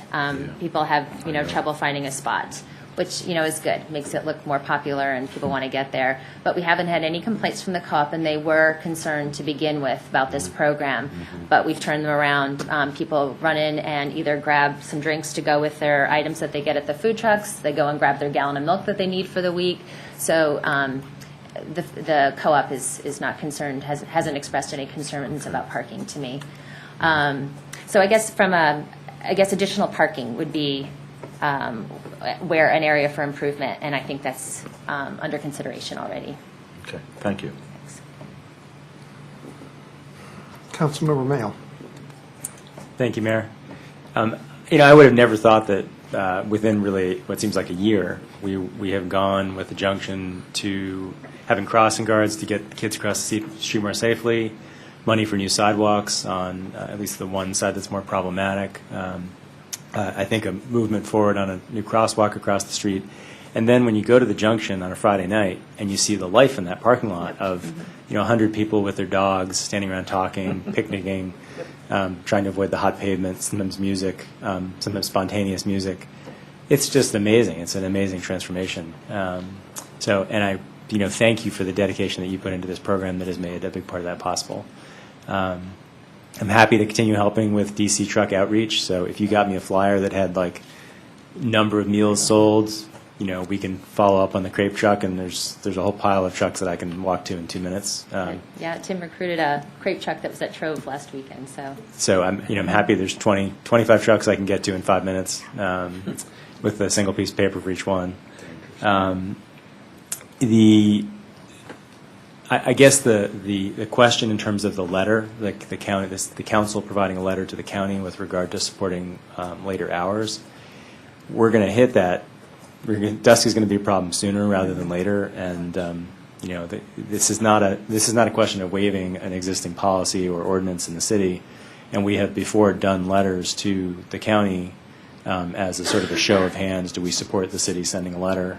So if you need it more quickly, I would fully support by raising our hand vote to try to get that letter to the county more quickly. If I can, I think that the couple items that I just haven't had a chance to talk with you or others about are kind of the impacts of lighting. Is there adequate lighting? Is there a safety issue after dark? Does the lighting, bother, if there's lighting or sounds, does it bother some of the neighbors? Is there a location issue? My gut feeling, just off the top of my head, is that those things we can probably work with those. But seriously, we've had about a day to think about it. So if that's part of the reason that you can give me the direction today and I will do it, but I was thinking that it might just be worthwhile to bubble around a little bit and talk a little bit just to see if there's some issues that we need to think about. That was my only concern about not asking for that right away. And my inclination was to give you the go-ahead, the green light, to do it, and at your discretion, right? So that would enable you to do that. And that's additional fine, follow-up. and then I can double-check with folks and let you know which. With the falafel truck that was operating, they were typically operating after dark. Yeah, as you mentioned, it's not, there's, sometimes enforcement's not been that great. It's more a complaint-driven issue. Right. But, it's a different thing when when the official city letter goes out, so. Yeah. Okay, thank you. And if I can just check on, in terms of the dusk versus 8 o'clock, how does dusk get interpreted? Is it is it sunset? Is that what dusk is? Pretty much sunset. Yeah, you know it when you don't see it. I just didn't know whether, kind of 2 weeks makes a difference on that. I think it starts to make a difference. It's I mean, the getting time is rapidly. changing relatively quickly. Time change also. Yeah, that's Right. really good. In Right. 1st of November, yeah. But So Support what Tim suggested. my sense is that to go ahead, people and I would like to act quickly so that there's some discretion now, and it probably could even be worth checking back on in 2 weeks. If it has been an issue, we'll have a little something to know, and we'll be discussing it, so it's an easy thing to kind of address if anything has come up in the meantime. And yeah, that would be great. And just in case it helps, there are 3 definitions of dusk. One is astronomical dusk, which gives you quite a bit of time beyond sunset to keep going. So there's probably some discretion there and enforcement that would be allow you to keep going. So is everybody in favor of some discretion to go ahead? Chance to talk first? Yeah, I just wanted to make sure we don't lose track of that. Councilmember Daniel Scully. Thank you, Mayor. And I, too, really, really want to thank you, Laura. Your ideas, your ability to take your ideas from the thought process into the actual reality of something happening is mind-boggling. You just do such a great job. It's always well-organized. It always covers all the problems. You solve them as they come up. You have a solution available, and it's always well done and positively done. I never ever thought it wouldn't succeed. I always knew from the bottom of my heart that these food trucks in Tacoma Park, especially to bring life back, more life into the junction, I knew they would succeed. Just based on we needed them, and you've done a great job causing all that to happen. What's been really refreshing is as I've been there. Lobster rolls, fish tacos, lobster rolls. As I've been there, I've seen the co-op actually pick up on cross-merchandising. They're out there handing out a little 5% off tonight. If you go shop at the co-op, you can get 5% off. And I know that's tchotchke, 5% is not a big deal, but it's still cross-marketing, and that's pretty exciting as well. So here's a couple of comments from the Ward 3 people. Yes, more, keep them coming. Makes TP hip, brings life to the junction, expands our otherwise very limited dining options. Fridays year-round at the junction. How about Sunday noon at the junction? Create a corridor of stuff happening between the farmers market and the junction. Maybe the trucks don't work Sunday, but I'll bet some would. So, these are all positive thoughts to just, take and hopefully run with. I'm probably the one that brought this to the Tacoma Junction Task Force, and everybody looked at me and went, food trucks.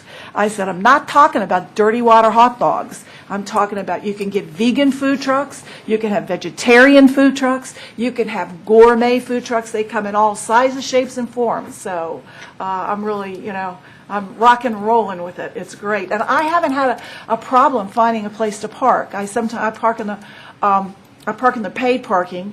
I take my little quarters out and put them in the machine, but I have yet to have found a difficulty finding any place to park. So it's doable. It's not impossible. Good. And just to your point, we're talking to Missy about coming up with some other days per the resolution Yeah. for evening visits throughout the week to answer your Lobster rolls. constituents' requests. I'll just reply with lobster rolls. Councilmember Siemens. Thank you, Mayor. And I would just, as you're thinking about other areas, including Flower Avenue, that you also remember Maple Avenue, and recognize that maybe the trucks that would be more popular on Maple Avenue are different than the trucks that would be popular at Tacoma Junction or other locations, because you have a different economic neighborhood. Okay? And as far as the letter, I would certainly encourage us to approve that tonight. I appreciate the county taking care of that, but on the other hand, this is Tacoma Park, it's not the county. And I think that we should enforce our restrictions and implement the restrictions we want here in the city and have our own people doing that. Okay, so is everybody happy with that letter? Anybody not happy with that? Okay, so you got your direction on that one. And thank you again for all of your work on this and providing us with all this good information. It sounds like you've got clear sailing to continue till December 21, and then there will be the push for the food trucks between Christmas and New Year's and on into the new year. Great. Thank you. Appreciate it. Thanks. And given the hour, we're going to take a short break and come back for all of our special session and work session items.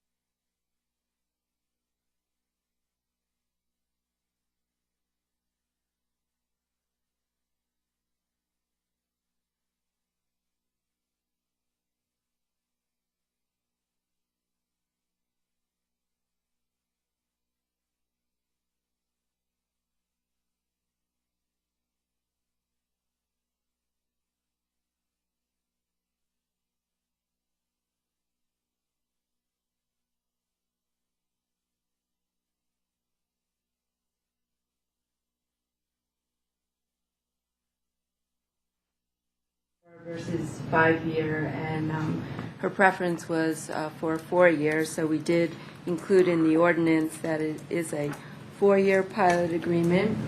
And so the pilot reads that for the first 3 years, there will be a 50% reduction in the local property taxes, and for the final year, 25% reduction in the property taxes. I'd just like to bring your attention to Section A in the clause, now therefore be it ordained by the council. I just want to make sure that you have a correct copy. There was a copy on the website that did not include a last-minute change. So it should read, for the first 3 years of the pilot agreement, Essex House Limited Partnership or successor ownership entity whose general partner or managing member is CPDC, nonprofit affiliate or subsidiary, shall have a 50% abatement of real property taxes paid to the city and a 25% abatement of real property taxes paid to the city for the 4th year of the pilot agreement. So there was just that clarification on ownership. And Ms. Welsh is here in case you have any further questions. I just want to let you know that later on this week, on Thursday, CPDC will be meeting with the tenants, And Roseanne Look, who is our tenant capacity builder, will be at that meeting to help the tenants understand the process, and she'll be there to, just oversee it as well. Okay, thank you, Ms. Walker. Does anyone have any questions? Okay. Then, would someone like to move this ordinance? So moved. Second. All right, that was moved by Councilmember Mayo, seconded by Councilmember Daniels Cohen. And all those in favor, please say aye. Aye. Any opposition? Great, then it carries, and the mayor is back. Thank you. Next item is a resolution endorsing Ethan Allen Gateway Streetscape Design and authorizing solicitation of project funds, and Osberg is here. Hi, thank you. Yes, I'm here because the next item is for council to consider the resolution for the Ethan Allen Gateway Streetscape project, which was last discussed on July 23rd during a council work session. I'll give a brief recap, and there can be some discussion. So the future Ethan Allen Gateway Streetscape will provide a safe and comfortable environment for pedestrians, link residents to alternative transportation options, support local shopping, and a vibrant commercial center. The project also addresses improving stormwater infiltration through the inclusion of some sustainable design features.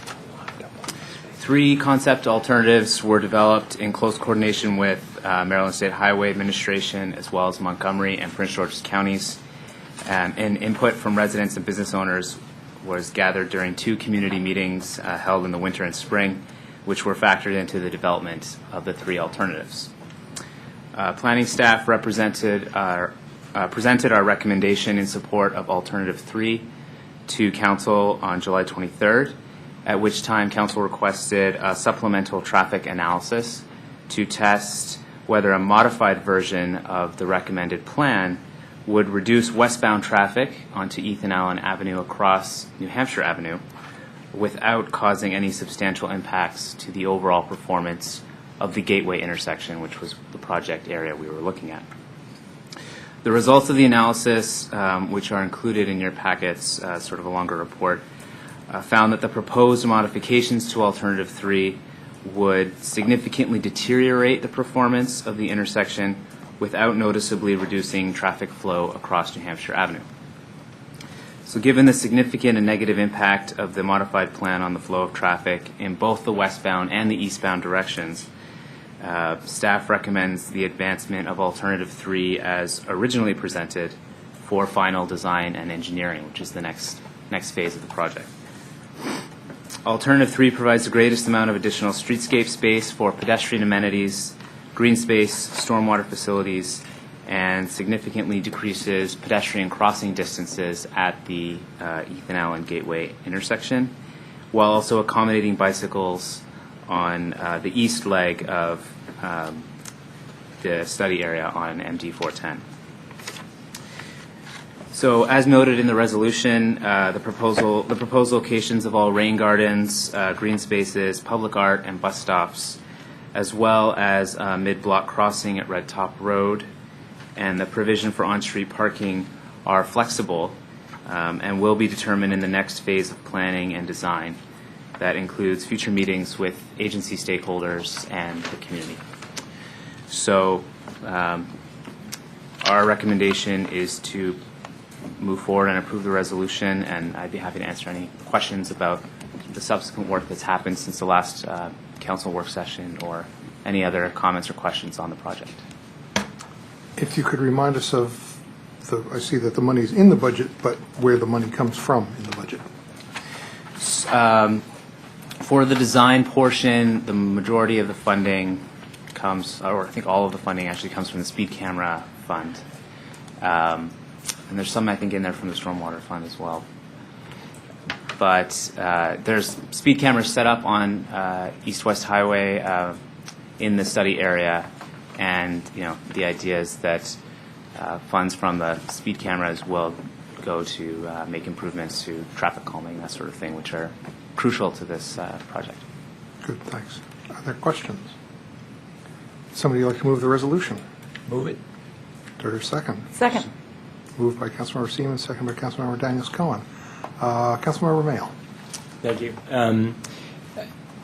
We received a letter of comment from a Ward 2 resident, Laura Charkoudian, and she makes a valid point about when projects are designed to look at not just the context in the individual intersection, but also other intersections, particularly if they're known problems.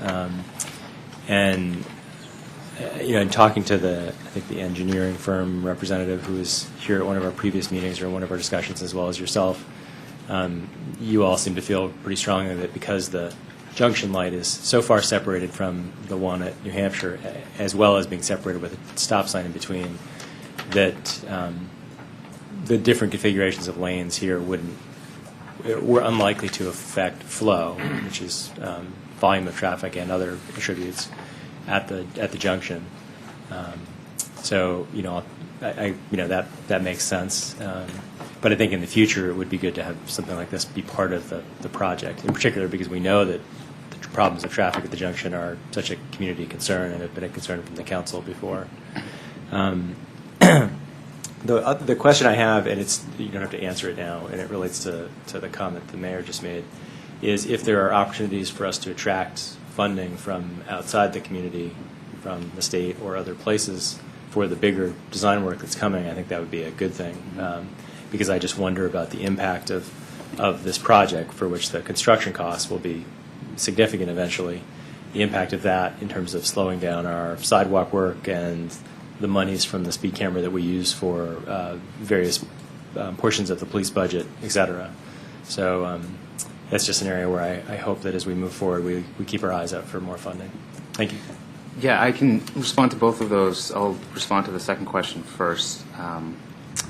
One of the reasons why it's helpful for staff to have a resolution from council in support of a concept is to facilitate our efforts to solicit funding from state highway or other agencies.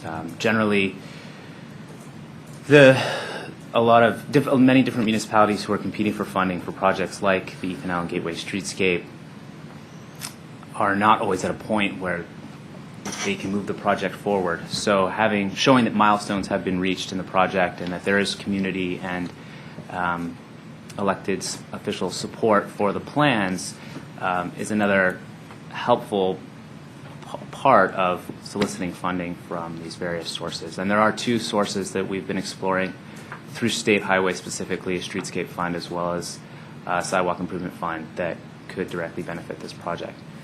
So that's the next one of the next things that city staff will be doing with regards to this project while design is underway. And to address your first question, we do look at take a larger view when doing all of our planning projects. Tacoma Park's not. It's a small enough size that we can sort of look at the various parts of the city when we're doing big projects, but we also recognize we're in a larger metropolitan area, which is very important because we have to coordinate with neighboring jurisdictions on all of our projects as well.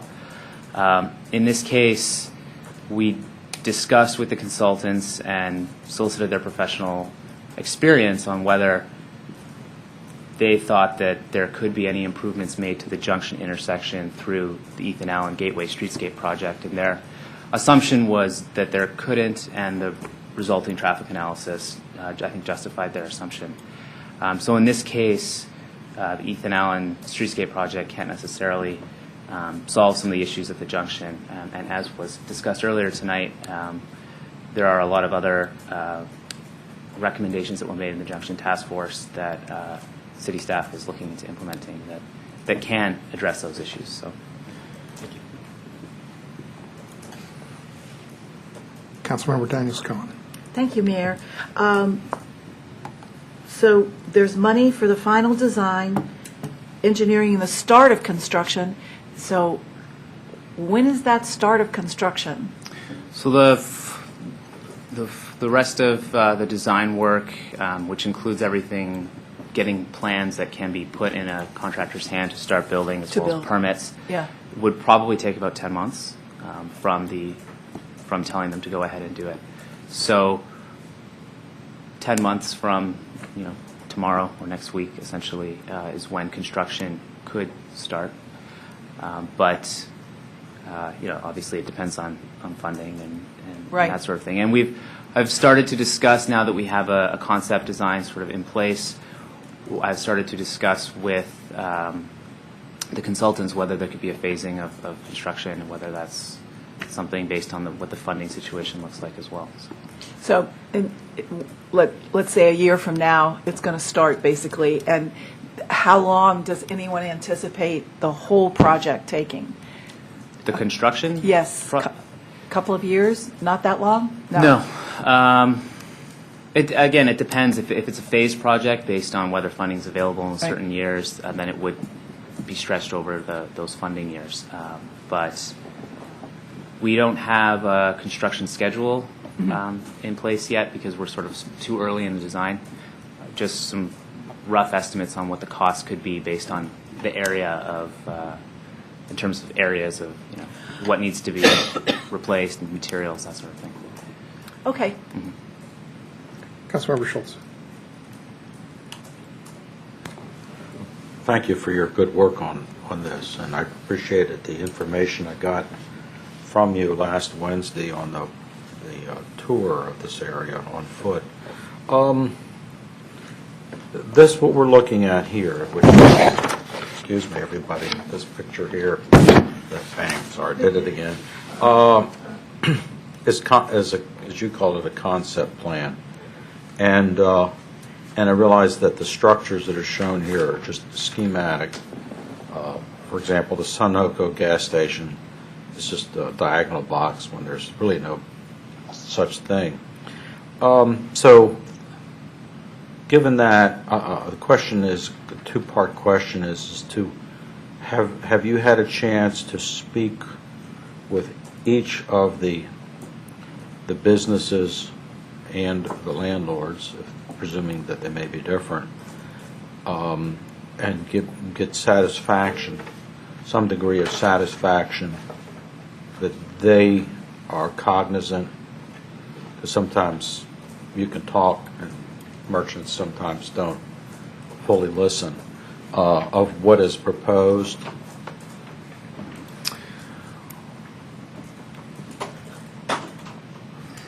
Yes, some, yes. I've had various levels of engagement with the different property owners and business owners because they do differ specifically for the businesses. Right. For the most part, our experience with the business owners is that they're aware that we're planning this project and the kinds of improvements that we're looking to make. A few of them came to our meetings. So we had more direct conversations showing them the plans. But in our next phase of design, we will make an effort to include them in a more sustained way. Generally, our experience with especially business owners is that they're more concerned with the construction piece and how that will impact their business while things are in flux. As well as maintaining street parking where it currently exists. Right. And maintaining the street parking is a priority for us, moving this project forward, and something that can be worked out in the next phase of design. So we'll make sure that they're there. We'll do our best to make sure that they're there at our meetings. Okay. The other half of my question is, like, from a conceptual point of view, we see like rain gardens or actually probably all four corners of the intersection, or perhaps three of them, and how the sidewalk will move through those new green areas. Is there room from between the concept plan and the engineering drawings to think about, for example, this is just using this as an example, it's not a request, like the sidewalks could be moved back from the curbs so that instead of the rain gardens being on the inside of the sidewalks, they're there to help buffer, give people a sense of safety by not being so close to the fast-moving cars. That sort of thing. Is that the sort of thing that you can still manipulate? Definitely. And in the resolution think it's the, on the second page, point A, I did want to make a point that there are several of those details that are still flexible in the design. Primarily, the concept was looking at the traffic flow, where the lane configuration could be modified to gain additional space for streetscaping. And once that space had been established, the next phase is really hammering out how that space is used, what different elements it's used for. The amount of rain gardens and stormwater features also impacts the cost of the project. So those are other things to keep in mind as we move forward. But definitely moving the sidewalks back, buffering them with green space or rain gardens was something that came up in some of our discussions with the agencies, as well as our own comments on these concepts as we got them. Okay. It is basically a concept. The overlay of the lane configuration is pretty rudimentary at this point. Thank you. I understand what you're and saying. the street parking also is not laid out fully in this And schematic as it could be. Yeah. You and I have had those conversations about particularly those three properties, Shager Market, Jason's, and the Photo is Unlimited, and then those spaces. But, that space particular is a little complex, given it's a right turn lane, a bus stop, and so we're these looking at things ways. are all going to be refined, and that's really all I wanted to get clarification on. Thank you. Sure. I don't see any other council comments. Is there any public comment on this resolution? Seeing none, all those in favor of the resolution endorsing Ethan Allen Avenue Gateway Streetscape Design and authorizing solicitation of project funds, please say aye. Aye. Any opposed? The ayes have it. We will now move along to item number 4, which is a resolution submitting the annual program for program open space funds. That's me. Okay? Every year we submit a program open space annual program. It goes through Montgomery County, and then it goes to the state of Maryland. It identifies the projects for which we would intend to use program open space funds that we get from the state. The allocation that the city of Tacoma Park has right now, according to Park and Planning, is $316,213. There were additional funds identified for Montgomery County by the state. In discussing this with a representative in Montgomery County this week, they don't want to share the extra money. They believe it's only for acquisition and would not be used, would not be coming our way. I would like to pursue that with them. I think we will be able to get a little bit more from them. Nevertheless, we're not particularly constrained about the money because we get some each time, and there's some options also with some other funds for park projects, the community park and playground funds, which are only allocated to municipalities now in the state of Maryland. Nevertheless, we do need to put forward each year our annual program for the parks, park acquisition, playground renovation programs that we would like to see done. And during the last year's budget, this current year's budget, we talked about the Lee Jordan sprinkler replacement and Colby Park renovation. As part of that budget discussion, it was proposed that the land, which is sometimes called Orchard Avenue Park and sometimes called Sligo Mill Overlook Neighborhood Park, would be a good location for a playground. I met with Park and Planning representatives because this is Park and Planning land. I met with some of the neighbors in the Pinecrest Neighborhood Association. And the proposal is that this parkland, it was going to be a townhouse development years ago. The city put a stop to that, said it was not appropriate. It was appropriate for a playground. Park and Planning agreed and condemned the property, which I believe is the only property that they've condemned for this kind of use. It was certainly the first one that they had done. They condemned the property and took it for a playground. In the 2000 Tacoma Park Master Plan, it's identified as a location for a basketball court and playground. And then it sat there, and it was a vacant lot for a long time. It was a good location for a proposed community garden that Park and Planning and Councilmember Valerie Irvin put forth, and there's a very nice community garden there right now. Nevertheless, it'd be a good place for the playground portion of the original proposal, and the neighborhood had come up with a number of ideas for that.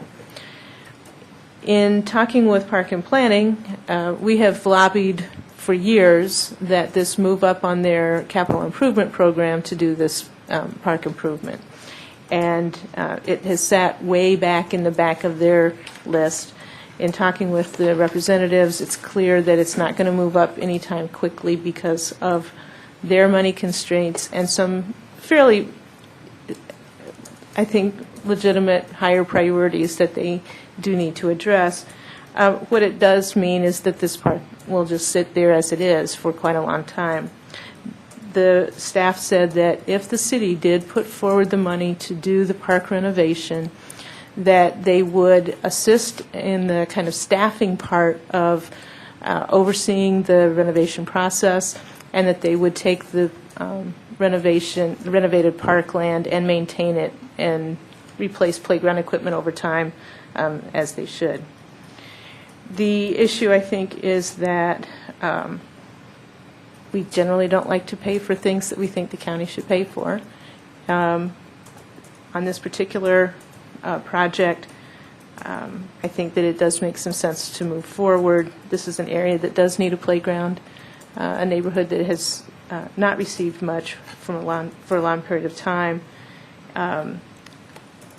In looking at the proposal, the proposal to build a playground is pretty doable. It would move some of the lower end of the community garden.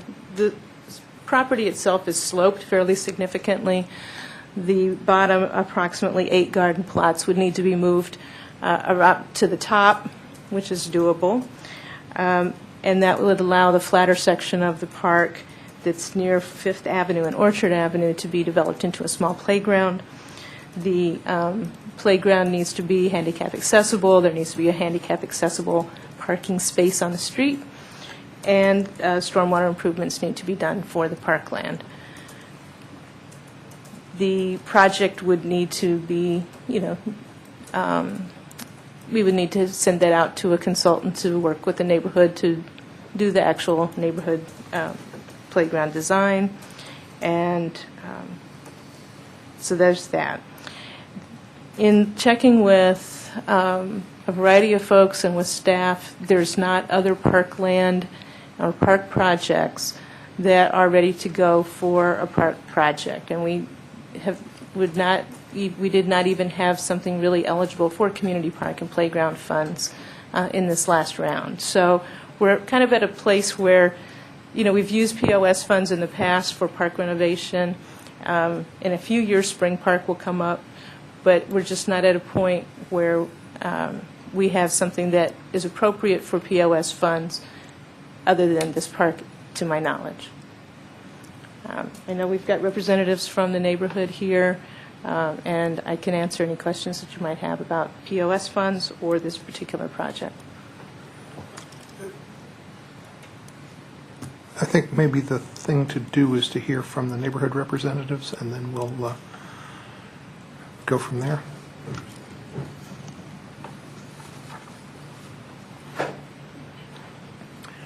And thank you for hanging in there. Sure. Roger Schlegel, 6512 Allegheny. I wanted to start by thanking you, Mayor, and Kay and Suzanne, as well as incoming Officer Goldberg, for coming out to the barbecue last weekend. We really enjoyed seeing you.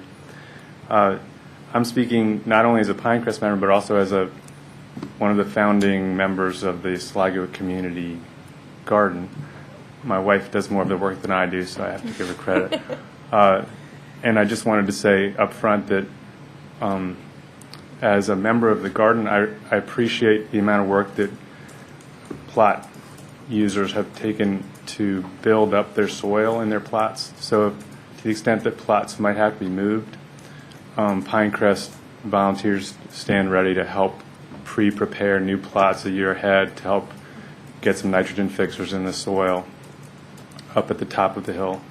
The benefit for the garden as a whole would be that part of this reconfiguration of the garden would require moving the cistern to the highest part of the property along Sligo Mill Road, which would improve water pressure, which has been a big issue for a number of the plot owners. So it could be a win-win in that sense.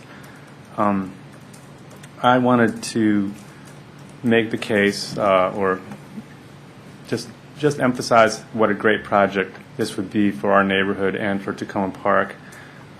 Just as an introduction, that new sidewalk that's gone in on Columbia Avenue behind the co-op is such a thrilling improvement for people even as far down as our family. And just that small kind of improvement really sends a signal that the neighborhoods of this community are connected and that there's a kind of cohesion there. And it's also an invitation to walk and to get to know people. And by the same token, in a similar way, you can say that of playgrounds, that they signal that you're not just in an area of town, but you're actually in a neighborhood. And they also give an invitation to play, to improve physical fitness, to meet people, not just child to child or parent to parent or teen to teen, but people across generations meet and talk at parks all the time, which is good for public safety, among many things. Their playgrounds are really our community living rooms. And if you look on a map, Pinecrest and the northern part of Ward 6 are the two remaining neighborhoods that don't have those living rooms. And if this proposal was for the northern part of Ward 6 by, say, Ann Street or something, I'd be in favor of that too. It's a special case. The Play Committee did a great brochure recently talking about the various parks that are available to you in Tacoma Park, and they really emphasized how each one has its particular attractions and its particular character. And Kay and I have talked about how these are like jewels in a crown. And what we have there on Orchard Avenue is a setting in the crown that's been waiting for a jewel to go in it for over 12 years now. It's there in the master plan. And so we just wanted to be here tonight to say, please, let's add one more jewel to that crown. Let's make it something innovative that reflects the latest ideas in playground design. There's some exciting new things that are being done. And let's make it something that's unique so that it appeals to people from across town. I mean, I have young kids, and we regularly tour. We know what every park has to offer. Many of you have been there too, and you hit each one for something special. It might be the way it's sunny in the winter, or the way it catches a breeze in the evening in the summer, or it's got a certain kind of equipment that's good for that age of child. We're hoping this can be a multi-age park that appeals to kids even when they get into teen years. We at Pinecrest stand ready to contribute hours and effort to help make this happen in any way. And I'd like you to envision 2 or 3 years from now, if you can help to make this happen, that we would have a true gathering place that would improve our community cohesion, improve public safety. Our neighborhood, as you were mentioning at the barbecue, came into Tacoma Park, it was almost 15 years ago now, which is half a generation. And by doing this, by creating this playground, you would really be helping Pinecrest take its place finally as a true neighborhood in Tacoma Park. That would be a really exciting thing. It would give us a gathering place of our own that would also be an attractive amenity for people from all over the city. So I strongly urge you to support this idea. Thank you. I'm going to introduce Sandra Pearson, now he's maybe going to talk about the kids who are kids now as opposed to maybe 10 years from now.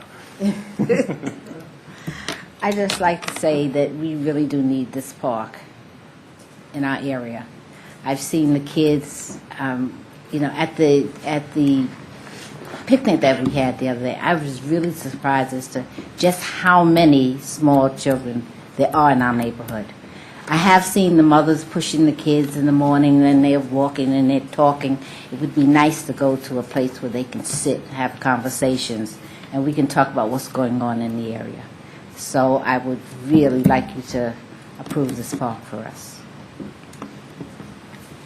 Hi, my name's David Ellis, and I live at 6425 Fifth Avenue, which just happens to be right next to the proposed lot. So I come here both as a representative of the Pinecrest Association, but also as the most proximate resident to where the park would be. And I would say, as owner of that property, I'm very much in support of it, and I think it would be a great thing. One of the things, as Roger had mentioned toward the end of his commentary, was that we're sitting right, we're at the most extreme southeast corner of the city of Tacoma Park in Montgomery County. And in that respect, we're not only close to larger roads, but we also have some light industrial around us and so forth. So we feel like we're on the transition between a residential neighborhood and some of the more commercial activity. And I think situating the community garden's been a wonderful addition. And I think if you could add a playground to that, now you've really helped enclose and encapsulate and separate to some degree the commercial aspects of New Hampshire and Eastern from the residential aspects, which is the neighborhood that we live in. So we would very much embrace that. And I would say, too, I know in the original plan there was a call for a basketball court as well as a playground. Given that the community garden's there, I think we've talked among ourselves and the Pinecrest Association's more in favor of a multi-year or multi-age group playground at the expense of the basketball court. In other words, if only one of the two could go forward, we would prefer the playground to the basketball court. I think that's about it. Is there anything else? Yeah, so I guess the other aspect of it is and as Sandra mentioned, there's a lot of activity in the streets, which can be seen as a good or a bad thing, as opposed if you're a pedestrian or you're a car.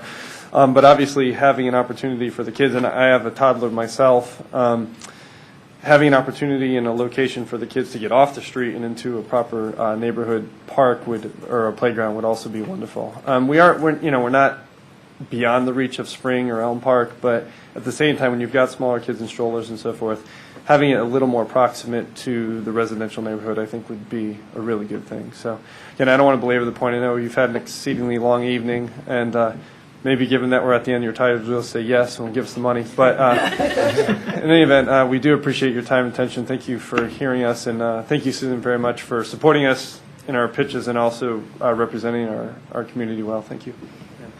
I will belabor your time for one more second, just that we have people from all over Tacoma using the community garden, and they bring their kids, and their kids don't have the stamina for gardening that the parents do.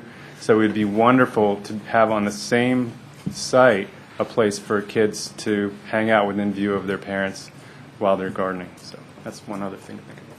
Thank you. Thank you all. I think you make a pretty compelling case, and it's been the case that ever since Pinecrest came into the city, that the deficit in the playground space and use like that for recreation has been identified as a real need. I think it's a good project, and it's good to see the neighborhood pushing so forcefully for it. When I represented that area as the Ward 3 council member, it was not always the easiest neighborhood to work constructively with. There was a lot of disagreement about what should go on, and it's good to see the progress of the neighborhood in coming up with support for such an important thing. And I think the only thing that gives me any pause is jumping in and spending money where the county should be spending it, because it goes counter to what our arguments are for tax duplication and all those things. But I think if we recognize it and it's a right-sized project for making that exception and doing it. Councilmember Daniels-Cohen. Thank you, Mayor. And thank all three of you for lasting lasting through the whole meeting and missing your actual sidewalk discussion. I know at the picnic I remarked how impressive you were when you came to Ward 3 night. You've got all your ducks in a row, and what's really exciting about the group and about Pinecrest is your ability to jump in and volunteer and to say you'll help move the 8 garden plots, you'll help dig up the earth, you'll do whatever it takes to make it easy on everyone involved. I know that this kind of a playground will also assist in hooking you up with the commercial district, because I know that's one of the things that you all brought to the council on April the 2nd, is you wanted to have sidewalks all the way through so you could get over to New Hampshire Avenue from your community. And just, people have heard me say this before, I campaigned for, after Bruce was the council member for Dan Robinson, and that was 5 years ago, and it was a totally different community 5 years ago than it is today. When I campaigned for myself this last year, I keep saying it's a station wagon, 2.5 kids, a cat and a dog in almost every house. It's not quite 2.5 yet. In many homes, it's only 1.5. So there's lots of little kids growing up in that community, all over the community. So I of course support you all. I know I campaigned to help cause this to happen, and having the fortunate experience of living butted up against a park on the property where I live. It's so exciting just to hear the children's voices and they'll just organize themselves and doing whatever it is kids do in a park situation. It is just, it brings tears to my eyes because that particular park took 25 years to happen, and it's been 25 years since it happened. So I really commend you and thank you for all your hard work. And again, thank you for being here tonight. Councilmember Mayle. Thank you. It's easy for me to say I support the project, so I apologize that I'm not going to address more points to that. I wanted to talk about the program open space money. I'd really like to see us as a city start identifying more acquisition projects. And I mentioned this, I believe, in last fiscal year, and we had a conversation about that. I apologize to my colleagues that I have not. I intended to try to track down the owner of the vacant parcel at the corner of Jackson and Ethan Allen, and spent some time trying to do that, and did not succeed in finding a number whereby I could reach the owner. So I just sort of dead-ended on that. I'd love for somebody else to take that up, because it's a beautiful location for a welcome garden or park to the city. There's another example, which is, I think it's called the McLaughlin School. The back portion of that parcel is wooded. Would be difficult to develop, but it represents a sort of a piece of property that if it was added to protected open space in the city, that would be important to residents. There's actually also a playground on that site, so who knows if negotiations could make that something accessible to the city. And I'm assuming there are other areas of park throughout the city and other wards that abut existing parks, like Sligo Creek Park, and all of those could be potential targets for program open space. I noted a couple of years ago, at least now, so I don't know where it is now, but for a while the city was reporting on how many acres of parkland were in Tacoma Park, and it was stagnant, year after year. And I just think that's a great opportunity. That's ultimately what this money is set aside for, is protecting more open space. And given that we do still have a tiny amount of unprotected open space in Tacoma Park, it would be a great chance to try to lock some of it down. Thank you. Councilmember Schultz. I need some clarification on what we're proposing to do here with the adoption of this resolution with regard to fiscal impact. Because in the fiscal impact section, you say that if the full $316,000 of open space is expended, the city may need to contribute $105, which would be the proportion. And then, but on the front page, it says during preparation in the fourth paragraph, of the city budget, the council decided that the following two projects, and you mentioned Lee Gordon, Jordan Field, and Colby Park, and that looks like you add those funds up, it looks like there's about $64,500 in city funds with Lee Jordan and the two pieces of the Colby Park renovation. I guess I'm just puzzled as to what it is we're approving here. Sure. Yeah, I think you're looking at I've got things labeled perhaps not clearly. Part of the numbers are for this current year, and part of them are full build-out. The proposal is for the $316,000 of POS funds to be divided between the three projects, which are the Lee Jordan sprinkler replacement, Colby Park renovation, and Sligo Mill Overlook tot lot or playground. For renovation park development projects, the city has to put up a 25% match to the amount that we get from Program Open Space. So that's where the money is The for that. 105. That's correct. But some of that's already been budgeted. That's right. That's right. But In so- fact, most of this has been budgeted. So there would need to be at some point a supplemental budget to That's right. get We'll up need to the to, we'll need to do 105. the budget amendment and for that. It was referenced even at the time in the budget discussions. But we're not taking any actions tonight. No, We're this just, this is just a resolution. This is a resolution. It Okay. results in a transmittal to Montgomery County and then on to the state that says that these are the projects for which we could apply for the funds. Then we have to go through, and for each project, there's a grant application that you fill out. I mean, they don't say no, but you do have to go through this, there is a step process that you go through. Okay. I get it. Thanks. Any other comments?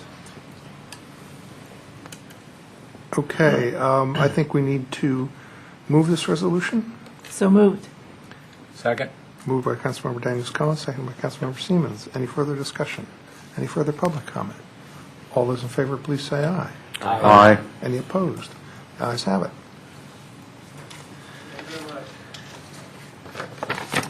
We will now move to our consent agenda. We have two items on the consent agenda. Both of them are single reading ordinances, so it'll require a roll call. We have an ordinance correcting an ordinance on the demolition of 36 Philadelphia, and a single reading ordinance authorizing execution of contract with Environmental Quality Resources for repair and maintenance of stormwater facilities, construction of bioretention basins, and invasive plant management and removal. Would somebody like to move the consent agenda? Move it. Second. Moved by Councilmember Schultz, seconded by Councilmember Siemens. Will the clerk please call the roll? Mayor Williams? Aye. Councilmember Daniels-Cohen? Yes. Councilmember Grimes? Aye. Councilmember Mail? Aye. Councilmember Schultz? Aye. Councilmember Siemens? Aye. Councilmember Smith? Aye. Okay, we have two work session items this evening. The first one is a revisit to the discussion of the proposal to establish council role in department director hires and to establish a residency requirement for department directors, the city manager, and the deputy city manager. I thought it would be a good idea to come back to this since we had last discussed it on July 30th. We had some questions about what it might require in terms of, if we go forward, what the actions might be. We've also, in the meantime, kind of gotten to experience a little bit more of the process of coming up with a new police chief, and we are now into the interim period for the city manager. We have talked with a few more folks about this. We have the consultant on board for the city manager search. There may be a little bit more familiarity, a little more comfort by the council members in kind of understanding this process and understanding where we're going to need to go, maybe some of the impacts. And I guess one thing that I wanted to be sure that we did in discussing this was to be sure that we're clear about what the objective is in potentially making these changes so that if we go forward, we know that we have comfort level, that we're satisfied that what we're trying to achieve will actually be helped along by these proposals. So we had the kind of the straw vote last time on these, and we had 5 of us in favor of going forward and 2 not. I wanted to see if there was any further discussion on this, any further information that people might need. If we go forward, we can go forward with some next steps that would be determined in terms of the process. I've got a few other thoughts in terms of what these might mean, but I want to give my colleagues a chance to talk as well. Councilmember Mayo. Thank you. I just wanted to add a brief note that I appreciate the city attorney's memos and work on ordinance versus charter, as well as the clarification, which was very helpful to me, that was subsequently provided in our confidential memo. So, thank you. That's it. Councilmember Grimes. Thank you. I want to reinforce that my vote at the earlier council meeting was a vote to go forward in the discussion. It was not an endorsement of the proposals. And I will say now that my thinking about the proposals has evolved and changed. First, I'll observe that not a single one of my constituents has contacted me in support of these proposals. Residency requirements, ratification, simply aren't on my constituents' minds as priorities for them in the governance of the city. So taking that into account, that gives me less of a reason to want to change anything. Secondly, I believe I said this at earlier meetings, in terms of the residency requirement, we did hear from a number of former city officials, most of whom were against it, and one of the arguments was that it would decrease the pool of applicants for the open positions that we have. And I believe that I said earlier, the only really good reason that I can see for doing a residency requirement is the energy and environmental impact of having employees drive themselves in single cars to work from places that are 30 or 40 miles away. Otherwise, yeah, I guess I buy that we are unnecessarily reducing the pool of applicants if we institute a requirement like this. I just don't see a whole lot of gain for the city, and I do see a loss for the city in residency requirements. On the ratification question, I like the idea of ratification, but at the same time, once again, I haven't had anyone tell me, yeah, we really got to do this, among my constituents, that is, and I have heard of people who have been very involved in city matters over the years say that they think it's a bad idea. Former city manager Barb Matthews thinks it's a bad idea, and she had nothing to gain or lose by saying that. So, you know, I just don't, I'd like to do it, but I just don't see enough of an impact here to move forward with it, given the potential disruption and really the probable slight impact that it would have. Thank you. Councilmember Schultz. The intervening period since our discussion in July has given me time to think about these two ideas,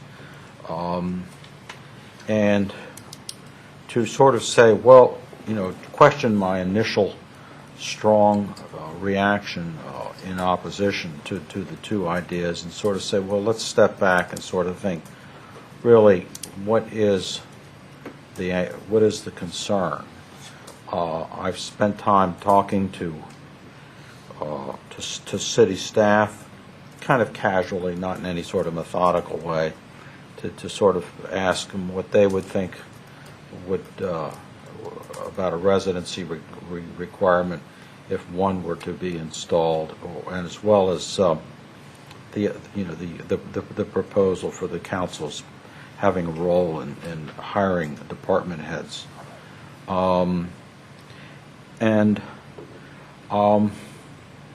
I noticed that in some of the information that I received and had a chance to read, that, for example, the city of Annapolis uses its city council to act as sort of having the nominee for department head be brought to the city council for a confirmation. It made me think it's a little bit like how the Senate confirms appointments proposed by the President of the United States. And sometimes they play political football, but in a sense, it's that sort of a thing, I guess. I'm not sure if it's to be more said about it than that. But if the confirmation process were sort of a nominal process, where basically we knew that the city manager really had the authority to approve the selection of a department head, and that the city council's review or confirmation, or whatever you want to call it, was pretty much of a nominal exercise, then I would have to question why we would need to be involved in what would be a nominal process, where the expectations would be immediately fulfilled, that we would meet the candidate, interview the candidate, have questions, or however we would do it, and then sort of nominally say, yes, of course, we're going to approve you because the city manager has already made that commitment to you. If that were the process, I think that might be interesting, but I think it would be essentially a waste of everybody's time, including my own. I think if we were to have a process, it would have to be one that would be meaningful. And I think if it was a meaningful process, I think it could be, it could present a problem from the staff person's point, from the department head's point of view, and consequently, if it's a problem for a department head's point of view, it becomes a problem for their subordinates, because a chain of command is either a chain of command or it's not. You either have a line of authority that you go up and you don't challenge that line of authority because there isn't any other way of going through it. But if a legislative body, which is what we are, it's important to point out to any listeners that we are not an executive end here. We do not have authority to do any more than is stipulated in the charter with regard to running our role in running the city. There's been expressed to me a great deal of concern that it can become a political thing, where if there should be a disagreement between the city council and the city manager, or there is a disagreement within the city council itself, then you run the risk of the whole thing become politicized. And a number of scenarios have been painted, and I'm not going to go into all these kinds of scenarios of where it could get to be very troublesome for a department head who knows that certain city council members support his or her appointment and others did not, and that sort of thing, as to what would happen in cases where a city council member actually tried to direct the work of a department head as opposed to how we handle it now through the city manager. I think it opens up all kinds of possibilities, maybe not under the current city manager or acting city manager or past city manager, but certainly down the road. These things are inevitably going to happen. And so I remain uncomfortable with the idea of the city council having a role in the selection. I don't see how it would allow or provide for better better management or better selection process. We have right now proof that the system that we have works because we've got some absolutely terrific department heads. My other comment would be regard to the residency requirement. Again, I would say similarly that my principal concern is that we not shrink or do anything that would shrink the pool of possible candidates for choosing the city manager or for choosing or putting limits on the city manager's ability to hire the best person possible by thrusting a residency requirement on them. And that in itself, I think, is sufficient for me to say that I would not support that kind of activity. I think the only way we're going to get the best person is to make sure that we keep the city manager form of government in a pure state, that candidates will recognize the job opportunities for what they are and understand what their role is going to be, whether it's at the city manager level or the department head level. And there won't be any confusion or doubt. So that's where I see things at this point in time. And I'll stop my remarks at this point. Councilmember Siemens. Thank you, Mayor. I certainly want the best candidates to apply for the job and be considered, and yet I think that when we are more clear about what we want, then we are limiting the pool of candidates that are going to apply to those who are willing to meet the characteristics that we've requested.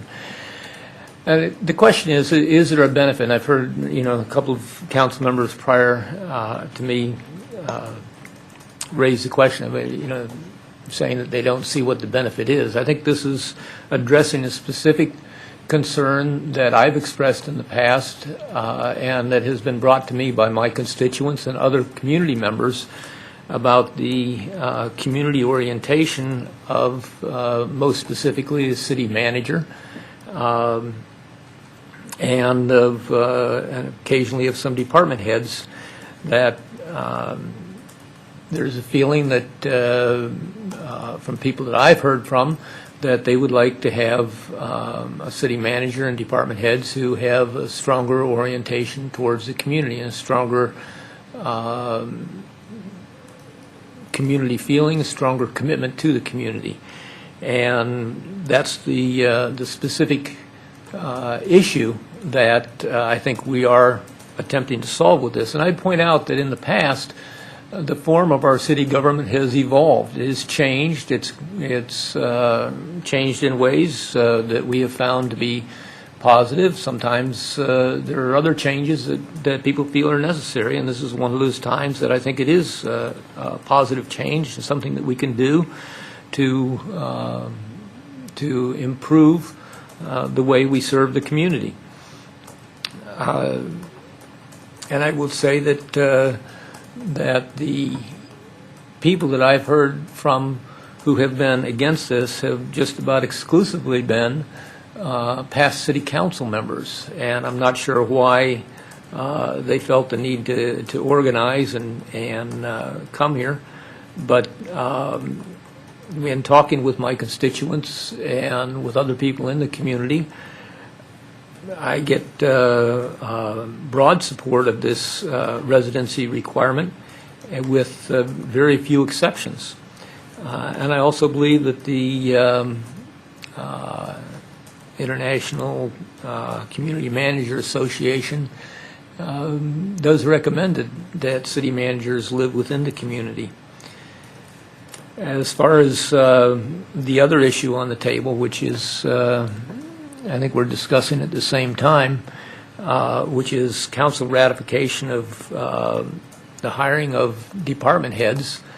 it is something, and by the way, let me back up a second. You know, the residency requirement for city managers is not a unique idea that you know, people here in Tacoma Park came up with. It's something that is not always, but commonly used in municipalities across the country. And there are municipalities across the country who do have the council ratify selections for department heads. And again, I think if we look at the chain of command, I view the city council as being the policy body for the city, and also ultimately responsible for the operations of the city government. And that means that we do hire the city manager, and if necessary, we dismiss the city manager. We also do performance reviews of the city manager. But I think it's highly appropriate that the city council be involved in the selection process, at least to the point of understanding and having the city manager present to the council the individuals that they're selecting for the new hires into the department heads, and some explanation of why they feel that individual is qualified for that position. I would actually ask that we go a little bit further than that. I think that community participation in the selection process is very valuable. We have, not so many years ago, had the city committees working to assist the city manager in reviewing candidates for such positions as the police chief. But because that is not codified,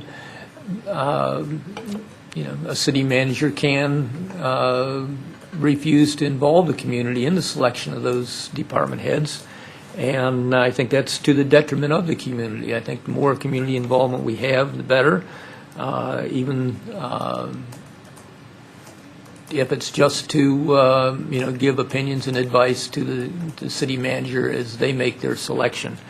But again, I support both of these changes. I don't think they're as dire as what has been laid out by some people. I think there are positive steps that we should take to ensure better service to the community. Thank you. Councilmember Mayo. Thank you. I appreciate Councilmember Seaman's eloquent summary of the case for these two, so I won't repeat that. The one point that I wanted to address is just the concern that having a council role in advising consent for department heads could subsequently create a interference of one or more council members in the day-to-day operations or the job of those department heads. I just note that there is no amendment proposed to the prohibition that exists in current language. It says that except for the purposes of inquiry, the council and its members shall deal with the administration solely through the city manager, and neither the council nor any member thereof shall give orders to any subordinates of the city manager, either publicly or privately. And so that prohibition on our behavior remains in place. And you know, because of that, I don't worry on my behalf. I don't worry on your behalf, but I imagine that this change to the advice and consent role would somehow would give us license to abandon another prohibition in code. So I just wanted to add that, and I really appreciate the thought that people have put into this subject. And the one comment I would make with regard to residency is that it represents a value. So in terms of narrowing our pool of applicants, yes, it would narrow our pool of applicants to some extent, but it narrows them to people who are willing to believe in the community enough to want to live near it or in it, because our restriction is not just that you have to live in Tacoma Park, but near Tacoma Park. So I still favor moving forward with both these proposals. I believe the instruction we've gotten is that one is a charter path to making the changes is the more appropriate path, and the other is through through changes to code. But I still am in favor of moving forward on both. Councilmember Smith. Thank you, Mr. Mayor. First, I'd like to say that I've received emails and I've met with constituents about these two changes. Some have supported it, some have not. I do believe that these are two good ideas. I don't believe that our form of a strong city manager should be the only way that Tacoma Park is governed.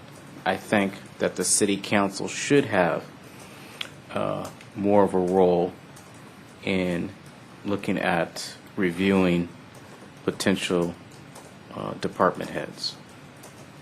And regarding residency, members of the council, the mayor, live in the city. It's a requirement. Why shouldn't we have the person that is, quote unquote, running the city for us, the day-to-day operations, why shouldn't that person be required to live in the city or nearby? I hear the arguments that our pool of applicants will be smaller. But I still think that we will be able to find a qualified person that will do as well, if not better, than our previous city manager. Thank you. I know some people have some additional comments. I've got a couple that I just wanted to bring forward. I've done a little additional thinking about this since our first discussion. I know that I felt really strongly about this when we first discussed it. I know it kind of, the strength of my conviction about it kind of took a toll on me. And it was, the discussion was really getting to me, and it was good to kind of have a little cooling off period. And that was very helpful. And I just had a few more thoughts about it. I think I certainly haven't changed my mind that I would not want to go forward with either one of these, but I just wanted to provide a couple additional thoughts. I had some long discussions with a Tacoma Park resident who is a member of the county school board, Chris Barkley, and he had some very good thoughts about what this was trying to get at, and what to make sure that if it was a movement toward, as Councilmember Seaman said, kind of a more of a community understanding and orientation, that would be something that this would actually make happen. And I think it's good to consider whether the desires for this will actually be met by this choice. I'm not sure they will. I think as we think about the potential impact of residency requirement on both the city manager, deputy city manager, and department heads, at least in various degrees within the city for the city manager and within 10 miles as it was proposed for the others, how that might impact people who work here now. And I was thinking about what this might mean for a message to mid-level employees who are not currently department heads but who aspire to move up and to be a department head here, and who want to continue to work in this city because they really enjoy working here and value it and value the relationship they have with the residents. And it seems to me like there could be a message that says to them, if you aspire to move up and be a department head in this city, your path may be a lot tougher if you don't already live within that area, if it's 10 miles as is proposed, because if you do want to do that and move up and be a department head, you will have to move. And I was thinking about the constraints about why people who might want to move to do that might not be able to. And I was thinking about the impact on people who have kids in school, and it could be that they even have special needs kids, and the importance of staying where they are. Also thinking about people who are in the circumstance that I am with care for aging parents and not wanting to have to move farther away from them. So there are constraints that I think can impact the message that we send to our existing employees that makes it less likely that they would see their future as moving up in the city, but would see that they might need to move on. And if people think that that's a possible outcome, is that a message that we want to send? I also think about the potential for, let's say, if a certain city employee wanted to apply to be the next city manager, and that employee lived maybe, let's say, for example, half a block outside the city, would that employee want to apply for the job and say, well, if I get the job, I'm going to have to ask for a waiver? I think we can make these things requests within the what we're looking for, and when we look at city managers, say that it's important, but I don't think we necessarily need to make it a requirement. I'm also thinking about one or two points that other council members addressed. If in the last search process for the police chief that just resulted in the new chief coming on board October 1, there was inclusion of 2 city residents in the interview and search process.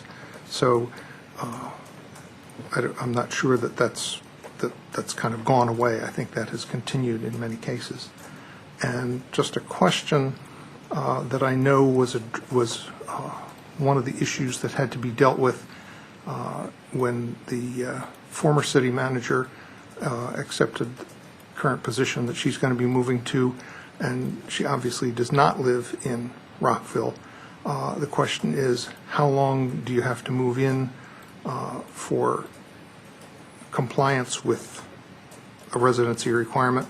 And if there is a waiver, what's the basis for a waiver? I think those things, if we go forward, would need to be considered so that it's at least a conscious decision on the part of the council to say, well, we'll deal with it on a case-by-case basis, or there might be some things that are the basis for how we might think about that, some criteria, so that somebody would know if they were considering it that there was some degree of flexibility in how those were dealt with and what the council was thinking. Council members Schultz, Grimes, and Daniels Cohen have lights. Councilmember Schultz.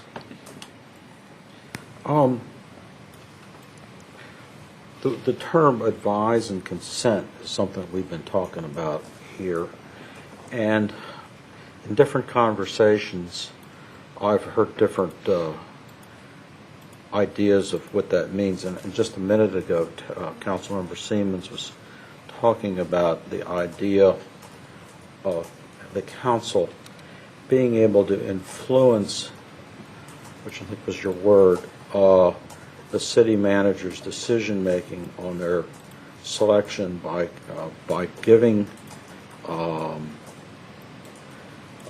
expressing opinions and giving advice prior to the hiring, as opposed, I gather, as opposed to sort of doing it after the hiring or after the tentative hiring. And to me, that's a situation that I think could make a lot of good sense.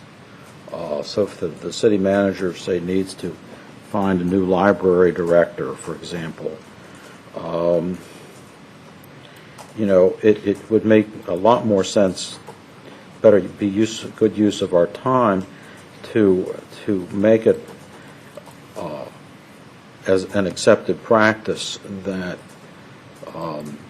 we do that for with the city manager, to sit down with him or her and talk about what we see the needs of the library are and what we would like to see in a new library director and that sort of thing early on, so that we can frankly maximize our leverage in terms of influencing the selection. I think that would be a much more comfortable situation for all of us than waiting, say, and I'm not sure that this is what Councilmember Mayle was thinking, but I'm just going to characterize it in a certain way, as waiting until the city manager has come down to her final decision or final two choices and was to come to us and then say, which one do you choose?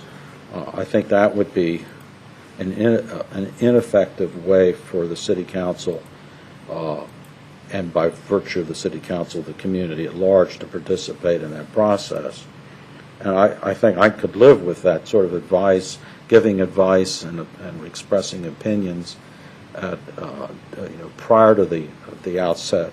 We don't do that now. Right now, the city manager, the way Barbara Matthews conducted that process was basically to say, well, I got a position to fill, and I'm going to fill it. I'm going to apprise everybody of how we're progressing in that process, and let you know where things stand as we move through the process.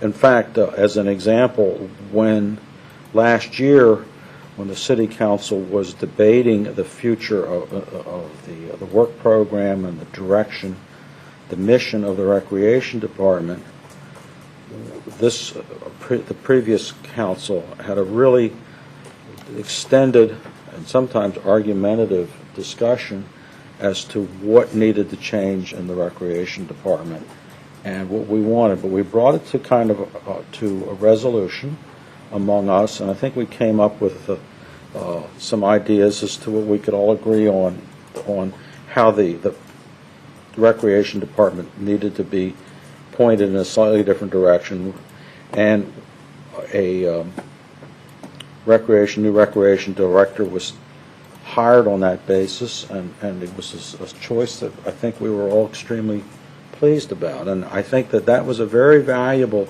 process, even though it was a bit arduous at times, and felt like sometimes there was a little head knocking. But I think it worked, and I think it made a difference in how in the person that we ended up with heading that department.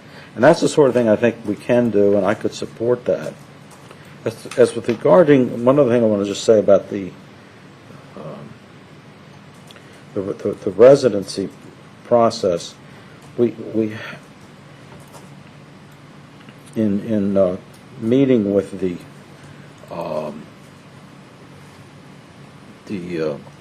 CEO, the president of the company that's going to be hiring or sending out the solicitations for the new city manager, I was able to ask a question as to what were the probabilities, given the size of the greater Baltimore, Washington area and its proximity to Tacoma Park, that in the final analysis, the person that would be selected would probably, or not probably, be hired within this general area. And he said that it would be probably, pretty probable that that's where the candidate will end up coming from. It's not saying that they're not going to come from Nebraska or California or some other part of the United States, but it's just probabilities because of the process. And I was